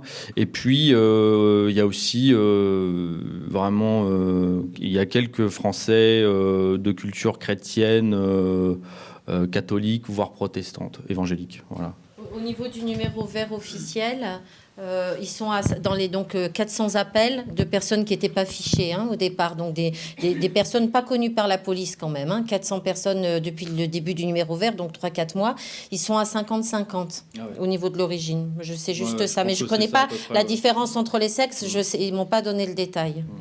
Il y a madame qui veut parler depuis tout à l'heure. Oui, j'ai en tête, moi je fais le parallèle avec, je suis psychiatre et j'ai travaillé avec une jeune fille il y a quelques années qui avait été enrôlée dans une secte qui s'appelle l'église scientologique et où effectivement ça avait fonctionné parce que quand même il y avait déjà une précédente rupture à mon sens, une rupture avec la famille qui était peut-être pas perceptible mais qui était importante puisque le clivage qui a été fait avec le reste et des amis et de la famille, je vais pas rentrer dans les détails mais ils avaient tout un système, a été très rapide. Et moi, ce que je me dis, en ayant cette histoire et ce travail-là à réaliser, je me dis que pour ces jeunes, il y a forcément des éléments... Enfin, moi, ce que ça m'évoque, c'est quand même une immaturité, une solitude, quand même, et puis une inculture. Parce que pour que ça fonctionne, il faut quand même qu'ils ne sachent rien de la religion musulmane, ou très peu de choses. Parce que si on peut leur faire avaler les choses de cette manière-là, c'est que quand même, ça vient sur ce terrain-là. Alors, ça, c'est comme ça une remarque que je ferai. Ma question, c'est comment vous travaillez au niveau du groupe que vous avez constitué. C'est à vous, Dounia, que je m'adresse, Dounia Bouzrar. Comment vous travaillez au niveau de la commission? Est-ce que vous êtes aussi entouré de personnes qui peuvent effectivement avoir une analyse, je dirais, psychique des situations? Est-ce que ces jeunes de retour ont cette possibilité-là aussi? Parce que je me dis que même de retour, le problème n'est pas réglé. Enfin, là, c'est... Voilà. Ça, c'est sûr. Voilà. À ma connaissance, les jeunes de retour, je ne sais pas ce que David en sait. Moi, je sais qu'à ma connaissance, moi, je n'ai pas accès aux jeunes qui sont revenus. Pour le moment, je pense que c'est plutôt les juges d'instruction qui ont accès à eux. Et que nous, c'est compliqué d'y avoir accès. Les instructions sont en cours. Les juges essayent d'évaluer si la personne a combattu, jusqu'à quel stade. Donc, c'est pas simple. Hein. Donc, on n'est pas accès à ces jeunes-là comme ça. Aucune fille est revenue. Donc, du coup, les filles, c'est vite réglé. Après, bien sûr qu'on a mis en place, nous on est rattaché à la Mivilude, donc l'organisation anti-secte auprès du Premier ministre. Donc évidemment qu'on a un système de psychologues qui est mis en place pour que on puisse ne pas être bien dans essayer de refaire penser les jeunes sans devenir nous-mêmes le seul point de référence des jeunes, parce que c'est ça le danger. C'est que quand vous faites ce procédé où vous montrez le décalage entre le discours du gourou, pour faire simple, et la réalité, et que vous remobilisez la personne pour refaire surgir l'individu, il se raccroche à vous parce que justement il est dans le vide. Donc oui, on met en place un système avec des psychologues et des psychiatres pour trouver la bonne distance, pour nous aider nous-mêmes à avoir de la distance, et puis pour supporter, parce qu'il faut voir, enfin dans le livre, si j'ai écrit ce livre en quelques semaines, c'est parce que la souffrance de ces mamans orphelines m'a submergée, je ne vais pas mentir. C'est la première fois que je fais une forme romanesque, parce que je ne me voyais pas faire des analyses froides, avec, entre guillemets, voilà, c'était impossible. J'ai souffert avec elle, j'ai pleuré avec elle, avec les papas aussi. C'est une atrocité, parce qu'il n'y a pas que la perte physique de l'enfant, il y a la perte psychique. Et ça, même les mamans musulmanes vous le disent, l'origine ou la conviction ne change pas. Les mamans musulmanes, elles n'ont pas besoin d'un psy. Quand l'enfant, il arrache le rideau parce qu'il y a un chameau dessus, ou il brûle le tapis parce que c'est le chameau, c'est le diable, je vais vous dire, la maman d'origine marocaine, elle n'a pas besoin ni de moi, ni du psychologue. Elle voit tout de suite que l'enfant, il est embrigadé, endoctriné, appelez ça comme vous voulez. Donc, on a vécu des moments durs où les mères se sont soudées. Et oui, heureusement qu'on a des psys, même pour nous. On va reprendre une série de questions. Bon, j'en reprends un peu devant. Alors, j'aurais une question plutôt pour David. D'abord, par rapport à votre travail, est-ce que ça ne vous pose pas un problème disons, déontologique d'avoir des renseignements sur des terroristes non signalés et que la police n'a pas? Et ensuite, justement, en fait, dans vos interventions, on a justement l'impression que vous avez beaucoup plus de renseignements que nos services généraux. Et non, je ne sais pas, c'est l'impression que j'ai eue. Donc, comment vous expliquez que vous soyez plus proche de ces gens-là que nos services généraux? Alors, en fait, ça, je ne sais pas si c'est le cas. Déjà, premièrement, je pense pas que ce soit le cas. En fait, moi, c'est vrai que depuis 2011, j'ai fait le choix de ne jamais être en contact avec des sources policières, judiciaires, renseignements, comme c'est souvent le cas dans ce genre de sujet, et de n'être qu'en contact avec des sources directes djihadistes. Donc, je suis pas certain d'avoir plus de renseignements. Je ne sais pas. Mais je pense que c'est pas le cas. Je pense qu'ils n'ont pas besoin de moi pour avoir des informations. Moi, par contre, j'ai pris tout un tas de précautions pour que les informations que j'ai ne soient pas susceptibles de servir à la police. Et voilà, c'est-à-dire que bien souvent, je ne demande à ne pas connaître la vraie identité des gens. Je connais que ce qu'on appelle la cuña, c'est-à-dire le surnom. Donc, j'ai pris tout. Mais ça, c'est une condition de mon travail aussi, c'est de ne pas être en contact avec ce monde. C'est aussi pour ça que les gens me font confiance. C'est qu'on a une relation de confiance mutuelle. Je leur parle pas en me disant j'ai affaire à des terroristes, même quand les gens me parlent de tuer des enfants. J'essaie de leur parler à des gens comme si j'avais quelqu'un comme avec quelqu'un de normal. Voilà. Et c'est comme ça que j'arrive à travailler. Voilà. C'est exactement le contraire de moi. Et c'est exactement le contraire de Dunia Bouzard, je confirme. Je confirme. Mais vous n'êtes pas journaliste. Non, bien sûr, chacun sa place. Mais c'est vrai que nous, par exemple, là, notre grande réussite, c'est que cette semaine, on a 3 adolescentes converties qui nous ont appelés, qui nous ont fait des mails en disant voilà, salam alaikum Dounia, je m'appelle Camille, mes parents savent pas que je suis musulmane, mais je vous rassure Dounia, je sais ce que c'est que l'islam. L'islam, c'est la paix, c'est être bien avec les autres. Je n'arrêterai pas l'école, je n'arrêterai pas mes cours de violon. J'adore mes parents, mais par contre, ma sœur virtuelle qui est à Marseille ou qui est, je vais arrêter de prendre Marseille parce qu'ils m'ont dans le nez, qui est à Lille, elle est en train de se marier virtuellement, ça y est, elle arrête l'école, elle est en train de tomber, voilà son téléphone, voilà son Facebook, Dounia, allez, faites-le, allez-y, sauvez-la, sauvez sa vie. Et moi, évidemment, immédiatement, pouf, je renvoie au ministère, je mets la police dessus, j'ai dit mettez-la moi sur écoute. Ah mais bien sûr, je lui sauve la vie, mais je lui sauve la vie, mais on en a sauvé 20. Mais on en a sauvé 20, et j'en suis fière, parce qu'elle serait de la chair à canon là-bas, sinon elle serait déjà passée. On en a sauvé 20, et on va en sauver encore, et on va toutes les sauver, parce que là, il y a une chaîne humaine qui s'est faite, il y a les mamans qui sont là, il y a les enfants qui sont là, et ils veillent les uns sur les autres, et ils font la part entre les musulmans, et ceux qui en font de la chair à pâté, qui se prétendent musulmans, ils apprennent à discerner le faux du vrai. Mais bien sûr, vous savez qu'elles reviennent pas quand même. Elles sont parquées dans une villa à 17 en ce moment, elles reviennent pas, il n'y en a pas une qui est revenue vivante. Alors bien sûr qu'on les sauve, et elles se sauvent entre elles. Donc, alors des fois, elles trouvent le nom de famille, et on se trouve, on fait même, je vais vous dire même, les ados, elles nous amènent à celles qui se font endoctriner, et on va les voir, et on les attrape, et voilà, et on fait tout ce qu'on a à faire, et après elles pleurent, elles nous remercient. Et quand je vous dis, on a un club de rescapés d'une 15aine d'ados en ce moment, et que heureusement qu'on a des psys, c'est parce que justement, elles sont tellement reconnaissantes qu'on leur ait sauvé la vie, qu'elles sont trop proches de nous. C'est ça, depuis le livre, le souci. Et c'est qu'on a besoin de psy pour justement pas recréer un club de rescapés qui soit trop fusionnel. Mais on va pas les laisser mourir, on va pas devenir complices. Bien sûr qu'on fait... Mais c'est pas pareil, hein, je suis pas en train de...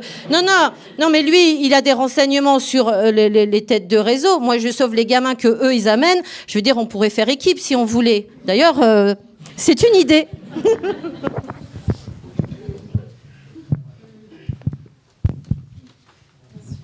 Bonsoir. C'est plus une question pour David Thompson. Est-ce que vous pensez que les jeunes qui reviennent de leur djihad sont dans une position d'échec puisqu'ils n'ont pas réussi à mourir en martyrs, et du coup qu'il y a une partie d'entre eux qui justement essayent de se prouver en faisant leur djihad en France pour se prouver auprès des organisations qui sont en Syrie ou en France d'ailleurs? Ça, c'est une très bonne question. Comme disait Dounia, effectivement, sur les retours, pour l'instant, c'est des gens qui sont entre les mains de la justice. Donc moi, j'ai pas de vue d'ensemble sur les intentions réelles des gens une fois qu'ils sont sur place. Puisque, évidemment, quand ils arrivent en France, quand ils rentrent, le contact, en général, se coupe avec eux, forcément, parce que soit ils sont entre les mains de la justice, soit ils se cachent. Bon, donc c'est difficile à dire. Ce qui est sûr, c'est que ceux qui rentrent... la plupart, effectivement, rentrent en ayant sans doute effectivement un sentiment d'échec, d'avoir, entre guillemets, raté leur djihad. Effectivement, je pense que ça peut susciter peut-être aussi des envies de faire des choses en France, ne serait-ce que parce qu'ils vont devoir subir les colibés, pour pas dire plus, de ceux qui sont restés là-bas et qui les traitent de traîtres, d'avoir trahi la cause, d'être rentrés, de n'avoir pas été suffisamment courageux. Donc pour se prouver à eux-mêmes et aux autres là-bas que ce n'est pas le cas, ça peut donner des intentions. Pour autant, si on regarde sur les 200 à peu près cas, hein, grosso modo, des gens qui sont rentrés, depuis janvier dernier, sur ces 200 cas, à ma connaissance, il n'y a eu que 6 tentatives d'opérations armées sur le sol français, terroristes. Et c'est toutes des opérations qui ont été mises en échec. Donc voilà, mais je pense que pour l'instant, c'est difficile de répondre précisément à cette question. Je suis d'accord.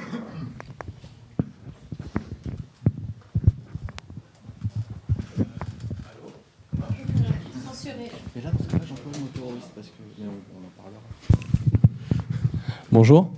Moi, ma question, elle va aussi à David Thompson, en fait. Vous avez parlé justement de personnes en France qui faire le djihad. On imagine que ces gens, en fait, ont des motivations qui sont peut-être la crise d'identité ou manque de repères, etc. Enfin, toujours une motivation un peu subreptice à tout ça. J'imagine que ceux qui sont déjà sur place, les sunnites d'Irak ou de Syrie, ont des motivations supplémentaires, notamment liées aux interventions américaines ou comment dire, à la chute la dégénérescence des partis basses avec Assad ou Saddam Hussein, etc., etc. Est-ce que vous qui avez été au contact justement de djihadistes français et notamment des djihadistes français qui sont là-bas, on en a vu un par exemple aussi qui tenait la tête d'une femme kurde dans ses mains, etc., et qui a été interviewé sur Slate d'ailleurs en parallèle. Est-ce que vous n'êtes pas un peu, agacé par la communication gouvernementale qui en fait nie un peu l'humanité de tous ces gens qui se rallient à l'État islamique et qui ont leur raison en fait? Est-ce que vous n'êtes pas un peu agacé par justement la communication gouvernementale où Hollande parle de barbares, où Fabius parle d'égorgeurs, etc., et qui en fait nie les raisons profondes d'un tel engagement, nie en fait les raisons qui font que l'État islamique existe. Donia Bouzar va pas être voilà. On va pas appeler ça des musulmans quand même. Bah alors, en Mais fait, j'ai pas dit que c'était des musulmans, je parle de personnes. Moi, j'ai pas spécialement, en tant que journaliste, j'ai pas à être énervé d'une situation ou d'une autre. J'essaie simplement, voilà, de décrire dans tous les cas toute situation en toute objectivité. Donc, voilà. Mais par contre, c'est vrai que ce qui peut être très agaçant en tant que journaliste, c'est qu'aujourd'hui, il y a un débat au sein des rédactions, il y a une vraie gêne face à la communication débridée, inédite de ce groupe, de l'État islamique en particulier. Il y a un débat au sein des rédactions sur comment ne pas se faire manipuler par cette communication et comment appeler le groupe. Donc il y a des grands débats, chaque rédaction a fait son choix. Moi personnellement, le groupe s'appelle l'État islamique, je l'appelle État islamique, je considère que c'est du factuel et qu'on n'a pas à choisir le nom des groupes qu'ils se donnent. Voilà, ça c'est ma position. Mais c'est pas la position de ma rédaction qui veut qu'on dise groupe État islamique ou organisation État islamique pour essayer de nier le fait que ce soit un État et qu'il soit islamique parce que c'est ce que veut faire croire, ou en tout cas l'idée que veut faire passer le groupe. Voilà. Donc, j'essaie de ne pas rentrer dans ce débat-là. Après, il y a encore un terme sur un débat sur le terme Daesh, etc. Ça, on l'a écarté parce que bon, c'est un terme qui n'est pas neutre. Voilà. Donc il y a ça. C'est vrai que en tant que journaliste, surtout que finalement les médias français ont découvert un petit peu ça, on va dire au cours de l'année 2014. C'est quand même étonnant. Ça peut aussi questionner sur les médias occidentaux de façon générale et même les médias arabes, puisque on a quand même un groupe qui est en train de redéfinir toute une géopolitique régionale, qui met en branle une coalition internationale avec les États-Unis à la tête de cette coalition. Et finalement, ce groupe a émergé sans que les médias ne s'en aperçoivent. Donc là aussi, je pense qu'il peut y avoir, je vois Siama Defraoui qui fait non de la tête, mais il fait pas partie des médias. Mais bon, donc voilà. Après, il y avait une autre question sur les intentions, mais non. C'était pas du tout la question sur l'appellation de l'État islamique. Ouais, c'est vrai que j'ai un peu. C'est pas du tout la question en fait. Moi, ce que je voulais vous demander en fait, c'était que en fait, Laurent Fabius ou François Hollande en fait appelaient ces gens-là, ces djihadistes et l'État islamique, des barbares, des sauvages, etc. Alors que vous avez rencontré des gens et vous avez... Oui, bien sûr, mais parce que, bon, aujourd'hui, la France est en guerre, donc elle emploie un vocabulaire guerrier. Il y a eu des bombardements, elle n'est pas... Oui, enfin, officiellement, en tout cas, et bon, moi, c'est pas mon rôle d'utiliser ce genre de terme. Vous avez quand même le droit d'avoir aussi des... Un avis ? Non. Non, j'évite.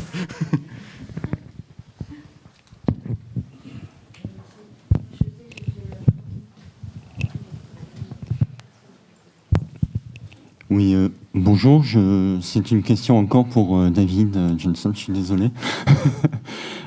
C'est par rapport à votre métier qui pose question. Quand les djihadistes ou les terroristes, si c'est le mot le plus approprié, prennent contact avec vous, quel est leur intérêt à prendre contact avec vous? Vous êtes pote avec eux? Comment ça se passe? Enfin, c'est surtout l'intérêt. Ouais. La notion d'intérêt, c'est très important. Et si vous pouvez répondre précisément à ça, c'est s'ils sont terroristes et qu'ils sont en guerre, qui se cachent, quel est l'intérêt à ce qu'ils se confient à vous et à ce qu'ils prennent le risque de se confier à vous? Je propose qu'on prenne plusieurs questions. Rebecca, s'il te plaît. Oui, bonsoir. Je voulais simplement vous demander comment se fait-il que vous n'ayez pas du tout parlé de jeunes ou de moins jeunes qui se sont engagés en Syrie, par exemple, pour combattre Bachar el-Assad, sur des idéaux qui sont tout à fait différents de ceux de l'islamisme. Des jeunes engagés en Israël pendant les attaques sur Gaza. Moi j'avais deux questions. Une toute simple, c'est à combien on estime le nombre de Français qui sont partis faire soit le djihad ou autre dans ces pays-là. Et j'avais une deuxième question, c'était sur la notion de facilité à partir donc, dans ces pays-là.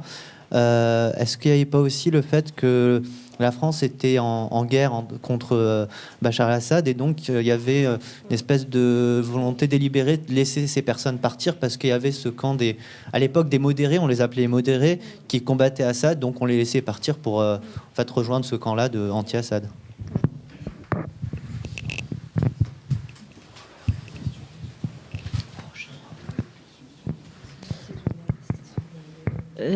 Juste pour répondre sur la question de Bachar el-Assad, ça a été un déclencheur très fort. Le fait que Bachar el-Assad ait gazé son peuple dans l'impunité générale finalement et qu'on ne soit pas intervenu, ça a été un double déclencheur.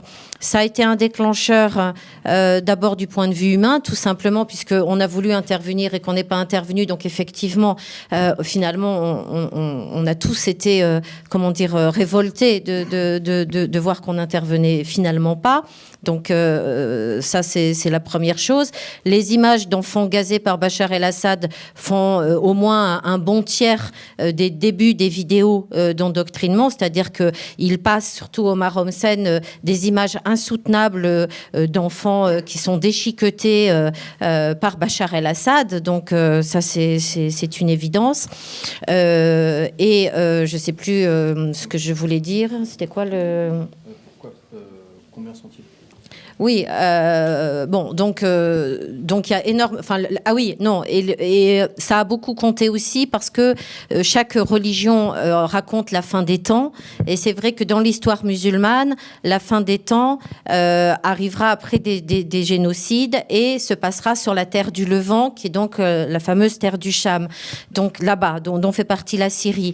Donc il y a eu une accumulation des choses, c'est-à-dire des raisons politiques au sens noble du terme. D'aide à la population en danger.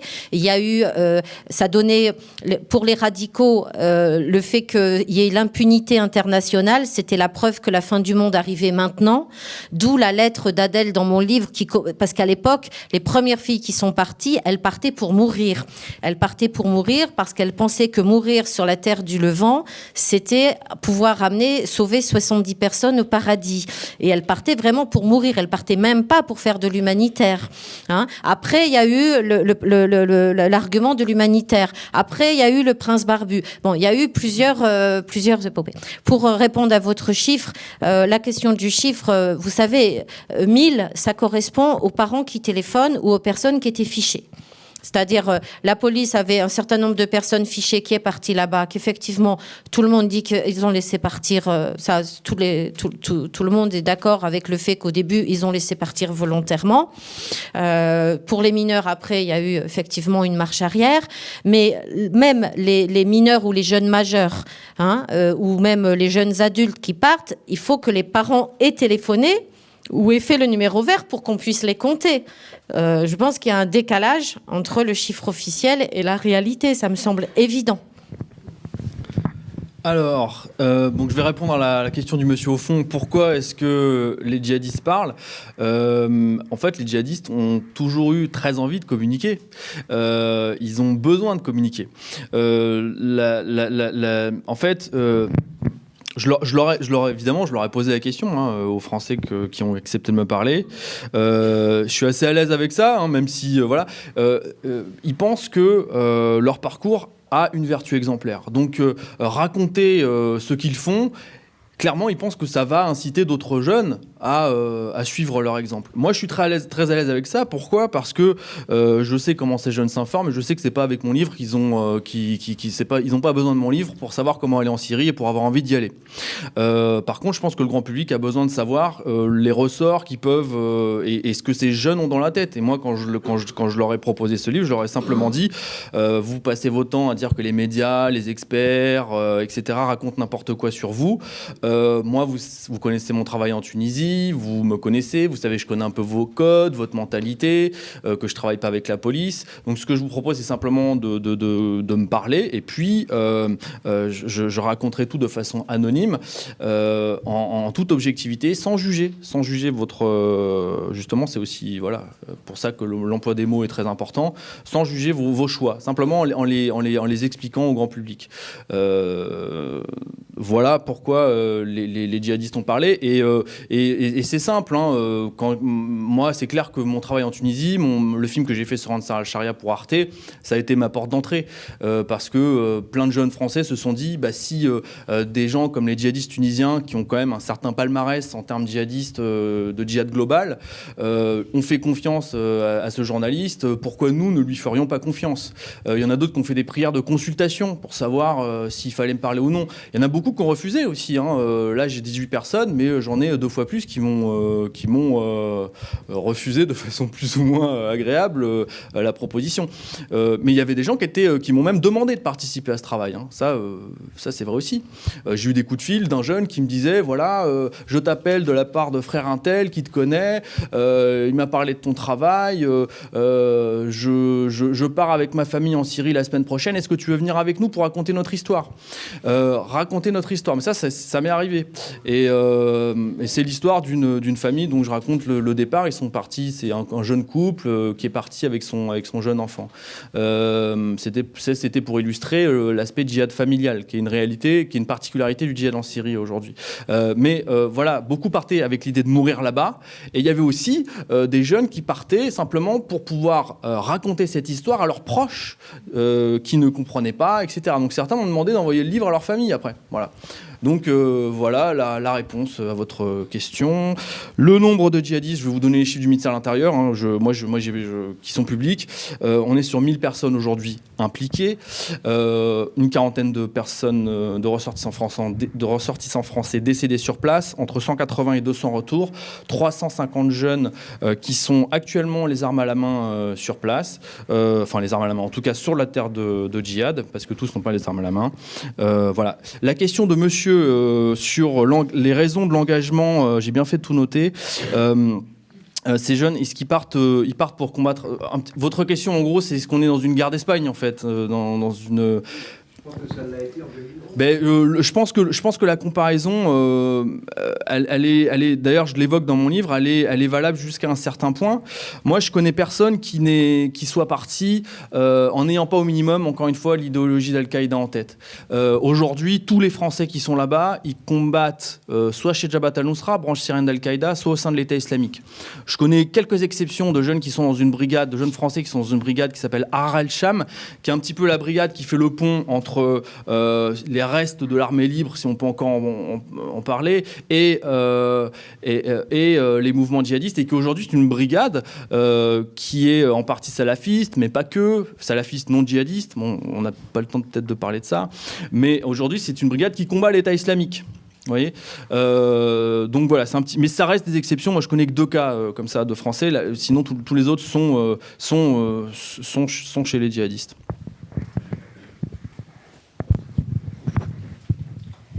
Et j'avais la question, c'est On va dire que d'abord, si on se pose la question pourquoi ils viennent vous chercher, c'est aussi parce que je pense qu'ils ont grand besoin de parler.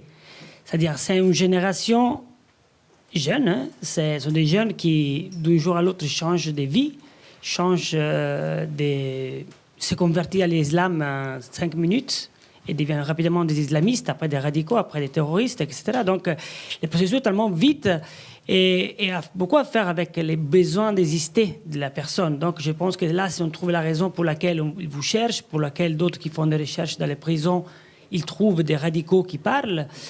Et donc, là, c'est pour venir un peu à votre travail. Et je me pose la question de comment vous travaillez, dans le sens pour récupérer cette personne qui, au moment, ils ont une déchirure telle et qui sont allés très loin, de manière inimaginable par rapport à ce qu'ils vivent, et comment on fait pour les ramener de manière à se centraliser, à devenir des sujets à nouveau capables de gérer leur vie, parce que là, c'est un problème des méthodes de comment on ramène ces personnes à une vie plus ou moins normale, on va dire comme ça. Bon, je ne sais pas si je vais répondre, mais en tout cas, dans ce que vous venez de dire, il y a quelque chose de très juste, c'est que l'immédiateté, c'est une des ressorts qui font basculer. C'est-à-dire qu'on leur dit, tu dois t'engager maintenant, réveille-toi maintenant, maintenant tu dois prendre position, maintenant tu dois faire don de toi, maintenant tu dois partir, non tu fais pas des études, non tu n'as pas le temps de faire tes études, c'est maintenant que tu dois t'engager, c'est maintenant que les enfants meurent. Donc il y a un rapport au temps dans le question des vidéos ou de la communication qui est basé sur c'est maintenant, prends pas ton temps, ne réfléchis pas, c'est maintenant. Pour répondre à votre question sur le désendoctrinement, les premières expériences qu'on a lancées, je le répète, concernent des gens qui n'ont pas les mains pleines de sang, concernent des gens qui sont allés jusqu'à la Volvo.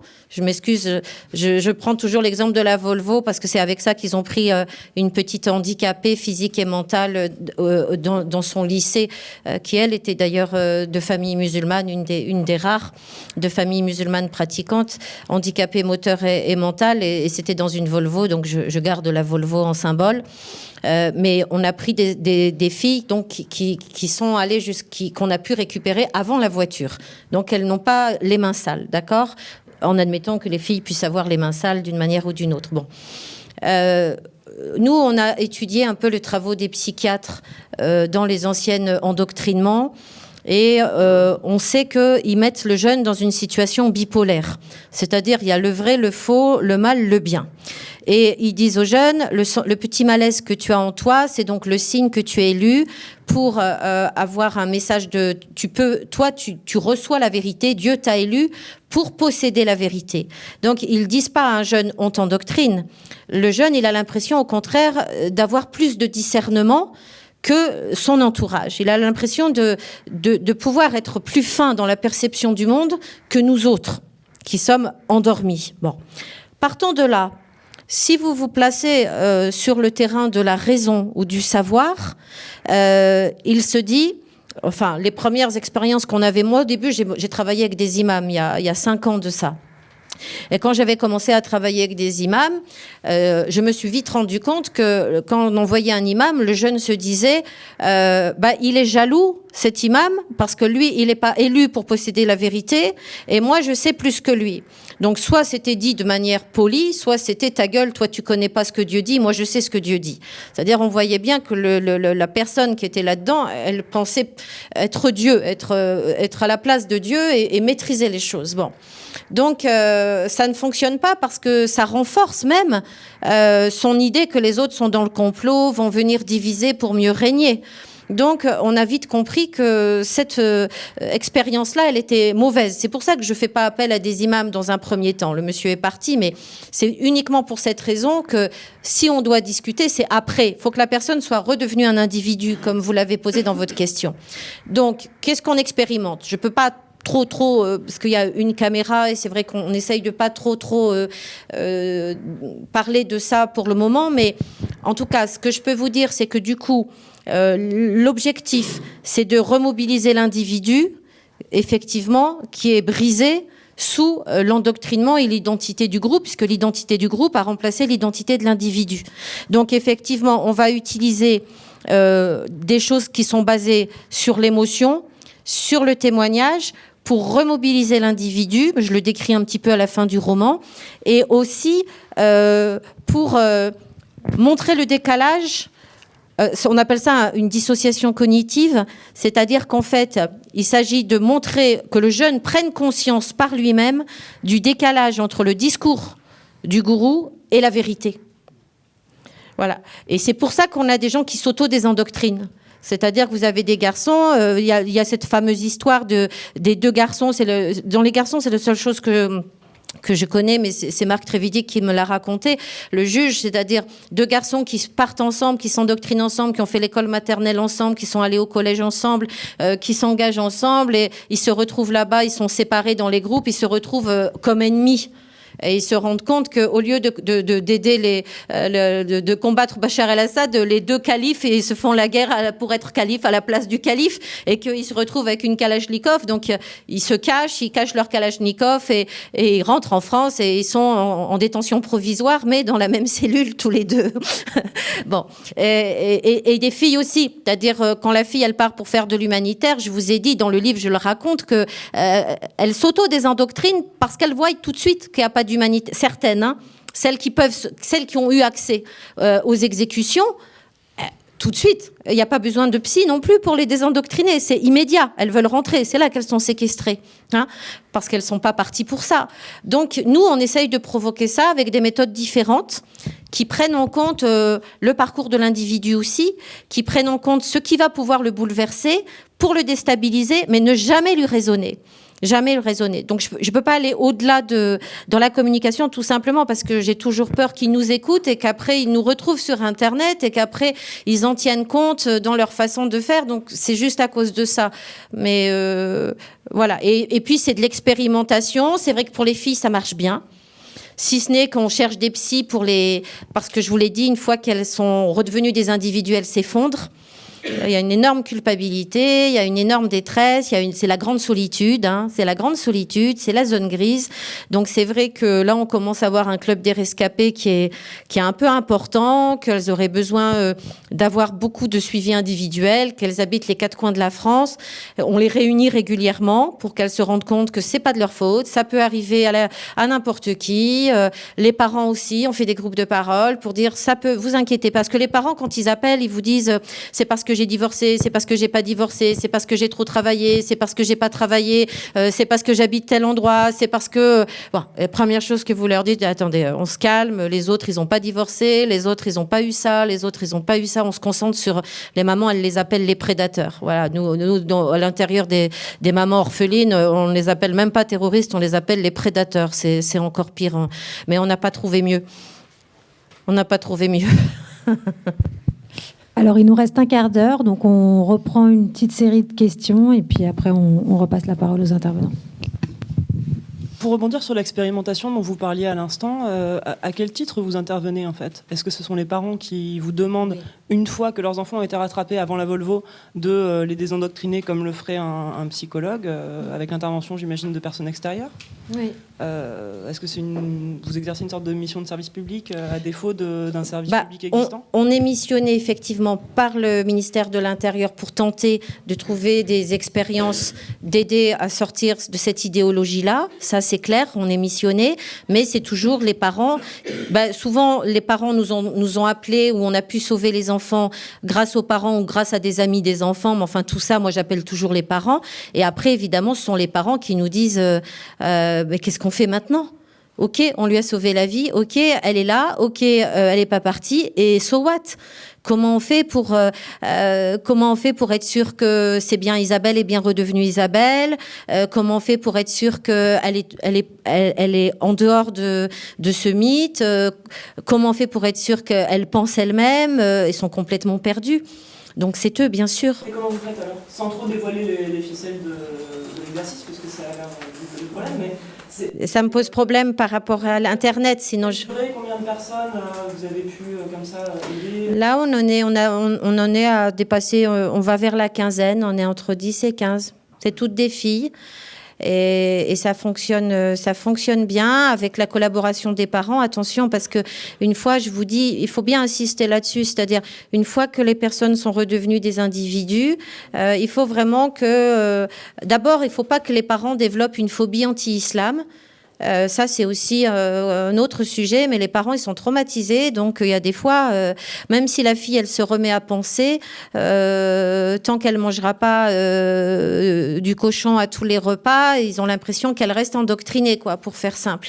Donc, en même temps, il faut soigner le traumatisme des parents, parce que on comprend bien que les parents, ils ont vu, ça a pris la forme d'une conversion soudaine, ils sont paumés, ils voient des signes soi-disant, bon voilà, tout le monde parle de ce fameux État islamique comme de l'islam. Donc, il y a tout un travail aussi à faire avec les parents et avec les jeunes. C'est-à-dire, redevenir un individu, c'est une chose. Accompagner l'individu pour qu'il se positionne comme un individu et qui tombe pas dans le vide, c'en est une autre. Pour moi, c'est la partie la plus difficile que j'apprends. Enfin, je veux dire, je pensais que le désendoctrinement serait plus dur et je ne pensais pas que l'après, la reconstitution serait si dure. Vous voyez ce que je veux dire ?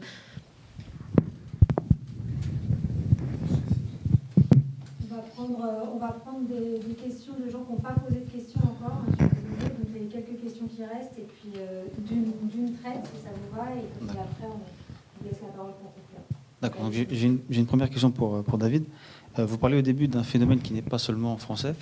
Donc, est-ce qu'il y a, s'il y a une spécificité française, quelle est-elle? Et une question pour vous deux, est-ce que vous voyez le début d'une fin de ce phénomène? Si oui, quand et comment? Voilà. Est-ce qu'il y a encore une ou deux dernières questions? La parole.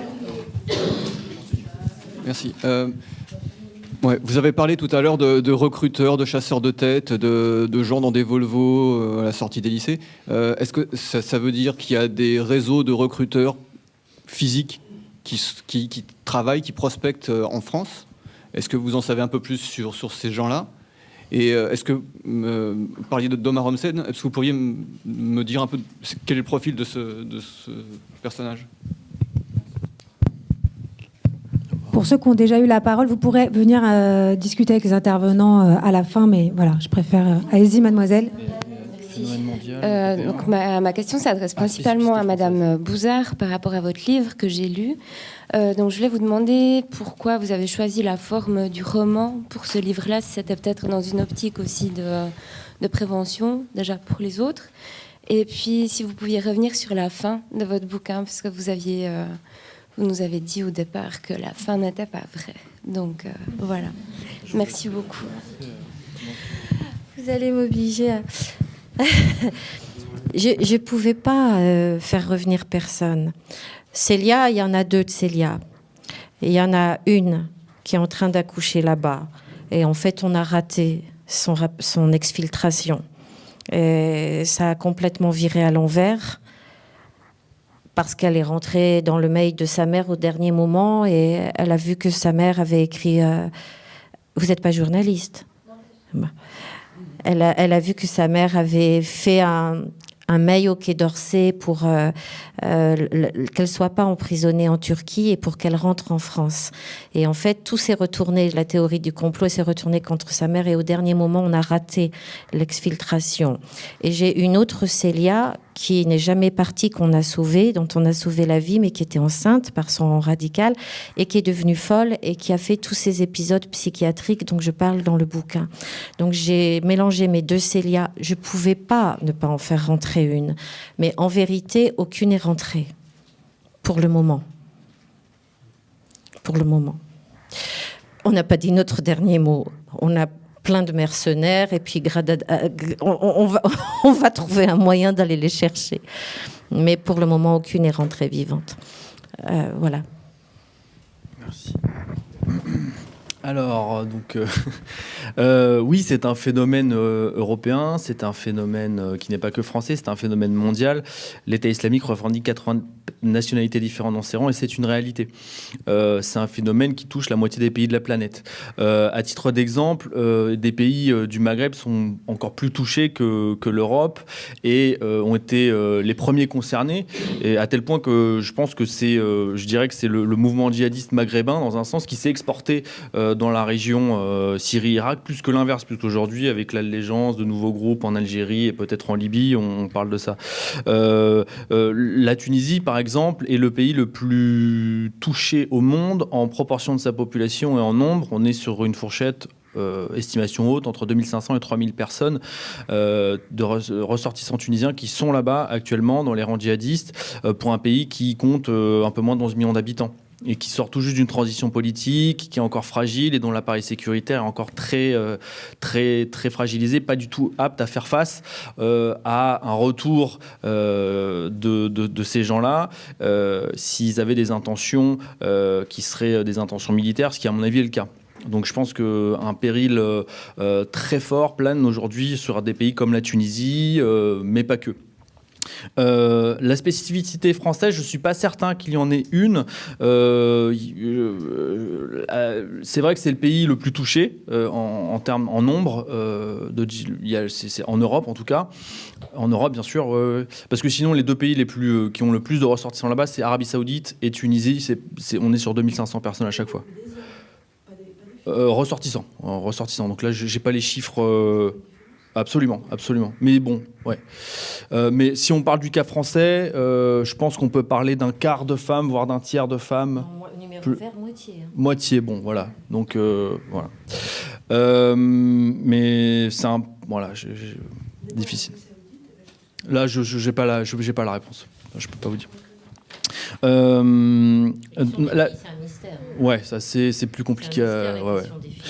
La spécificité française, donc voilà, je pense qu'il n'y a pas de spécificité française, si ce n'est qu'en France, le phénomène, le rôle d'Internet a peut-être été plus important qu'en Angleterre, où il y a, même si on n'est plus à l'époque du Londonistan, il y a encore des mosquées comme la mosquée de Finsbury à Londres, qui a pu avoir un rôle, ou un foyer djihadiste historique en Belgique, qui a pu jouer un rôle en plus de ce qui était beaucoup moins le cas en France. Peut-être que ce serait ça la spécificité, s'il devait y en avoir une. Réseau physique structuré, en fait, au départ, pas du tout. Mais à force, il faut bien dire que les réseaux ont fini par se professionnaliser de plus en plus.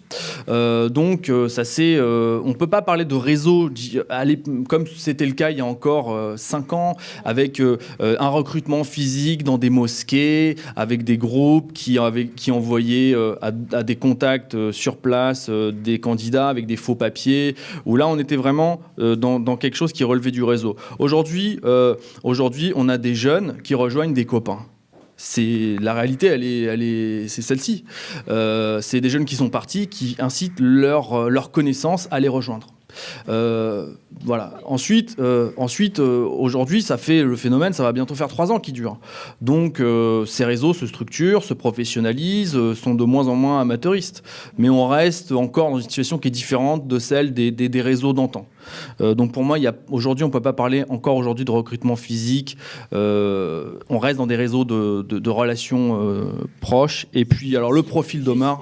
Juste si je peux rajouter juste là-dessus, c'est pas un réseau. Quand je dis du réseautage, c'est pas quelque chose d'organisé avec un chef comme avant.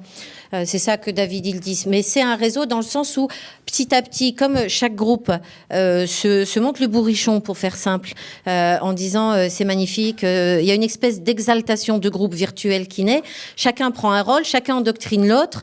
Si vous voulez, dans les familles qu'on a, même les familles du livre.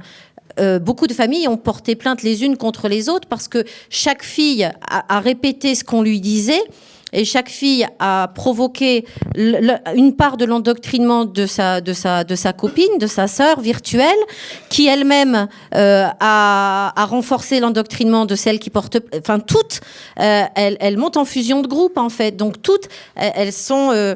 Et puis, il y a quand même des hommes. Il y a des hommes qui viennent les séduire, il y a des hommes qui les demandent en mariage, il y a des hommes qui viennent les chercher, qui leur disent soit t'as de l'argent, soit t'as pas d'argent. Si jamais t'as 100 €, c'est des faux papiers. Si t'as pas, fais ci, fais ça.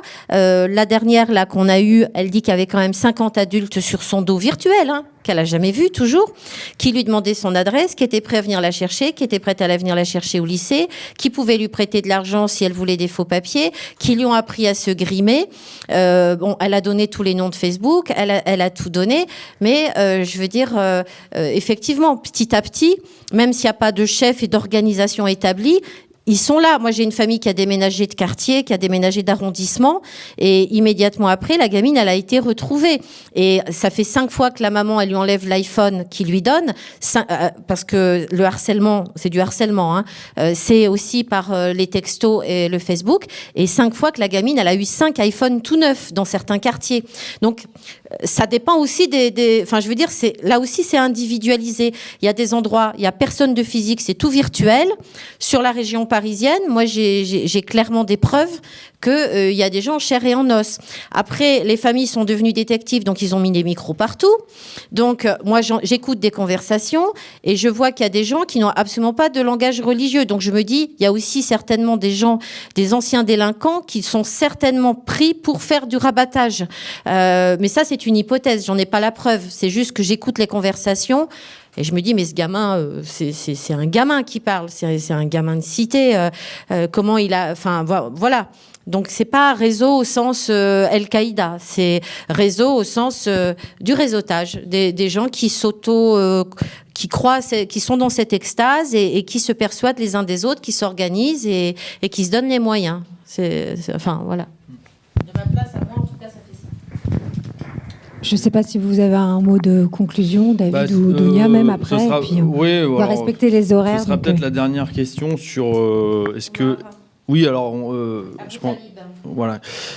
Oui, donc oui, c'est vrai, c'est la question de Omar Hamsen. Omar Hamsen, pour faire bref, c'est quelqu'un qui vient de la grande délinquance, qui est un ancien braqueur, qui a été impliqué dans les affaires d'homicide dans sa jeunesse délinquante, qui a passé beaucoup de temps en prison et qui, au sortir de ses années de prison, a une révélation quasi mystique et s'est retourné vers un islam, enfin sa conception de l'islam tel qu'il la pratique aujourd'hui. Il est reconverti dans kidnapping d'enfants. Donc, en fait, c'est voilà pour son profil. C'est quelqu'un qui a su avoir une emprise très forte qui est originaire de Nice, qui est d'origine sénégalaise, qui était résident en France et qui a eu une emprise très forte là pour le coup physique, mais à la fois sur Internet. Toute sa légitimité repose sur Internet parce que c'est quelqu'un qui, avant même de partir en Syrie, il est parti très tard finalement. Il est parti en octobre 2013. Toute sa légitimité reposait sur des vidéos qu'il diffusait sur Internet et il est devenu une des grandes figures de la djihadosphère, comme je l'ai baptisé, sur Internet, c'est-à-dire ce petit monde djihadiste francophone sur le web. En reprenant des images subliminales. En reprenant, vidéos, tout à fait. Assassin's Creed, Matrix, voilà. Le complot. Mais là, on n'est pas du tout dans la qualité de l'État islamique aujourd'hui. Ça reste, même s'il se perfectionne un petit peu. Donc Omar Hamsen, il est arrivé en octobre 2013 et c'est quelqu'un qui, quand même, ça il faut reconnaître, c'est quelqu'un qui est assez charismatique, mine de rien, qui a une quarantaine d'années aujourd'hui et qui a réussi à aller chercher des jeunes qui, quand il arrive en Syrie, qui étaient au sein de l'État islamique, pour les sortir de là, pour créer sa propre brigade avec eux et qui donc... Il appelle les véridiques. Qu'il appelle... Alors, le nom de la brigade, c'est la brigade des étrangers, Firqatul Ghuraba, et il se qualifie de véridique, tout à fait. Les véridiques, ouais. Et donc, alors je vous passe les détails internes, etc. Mais aujourd'hui, c'est vrai que c'est plutôt un public de jeunes qui est au sein de cette brigade, et c'est une brigade qui combat assez peu finalement, qui est plus dans une optique de communauté religieuse, un petit peu sous l'égide de ce personnage, de cet émir, puisque c'est lui le chef du groupe. Et donc, beaucoup de jeunes sont chez lui. Et qu'est-ce que je voulais dire sur Omar ? Voilà, c'est la bête noire de l'État islamique. Et donc, c'est vrai que si quelqu'un comme ça tombe entre les mains de l'État islamique, sa durée de vie sera assez limitée. Donc, aujourd'hui, dans la région de Latakié, assez éloigné du front pour le moment. Voilà pour lui. Donc c'est quelqu'un qui était sous l'allégeance Jabhat al-Nusra, donc Al-Qaïda en Syrie. Non, oui, alors pour conclure, si je devais dire un petit mot pour conclure, est-ce qu'on est à la fin du phénomène ? Le début d'une fin, je pense qu'on est au début tout court.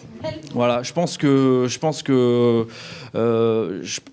là, après j'évite j'évite toujours les prédictions, hein, mais je pense qu'on est quand même face à un phénomène qui est pas nouveau, mais qui est d'une ampleur totalement inédite. Ouais. Alors vous parlez de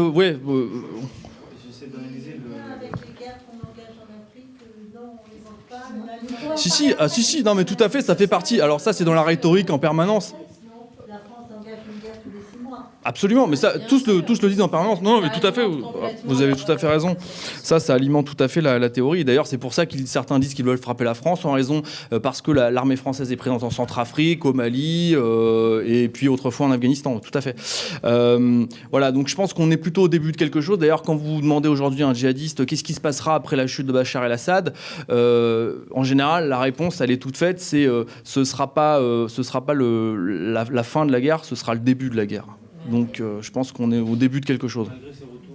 Oui, mais parce que en fait, il y a des retours, mais les retours s'équilibrent avec les départs qui continuent.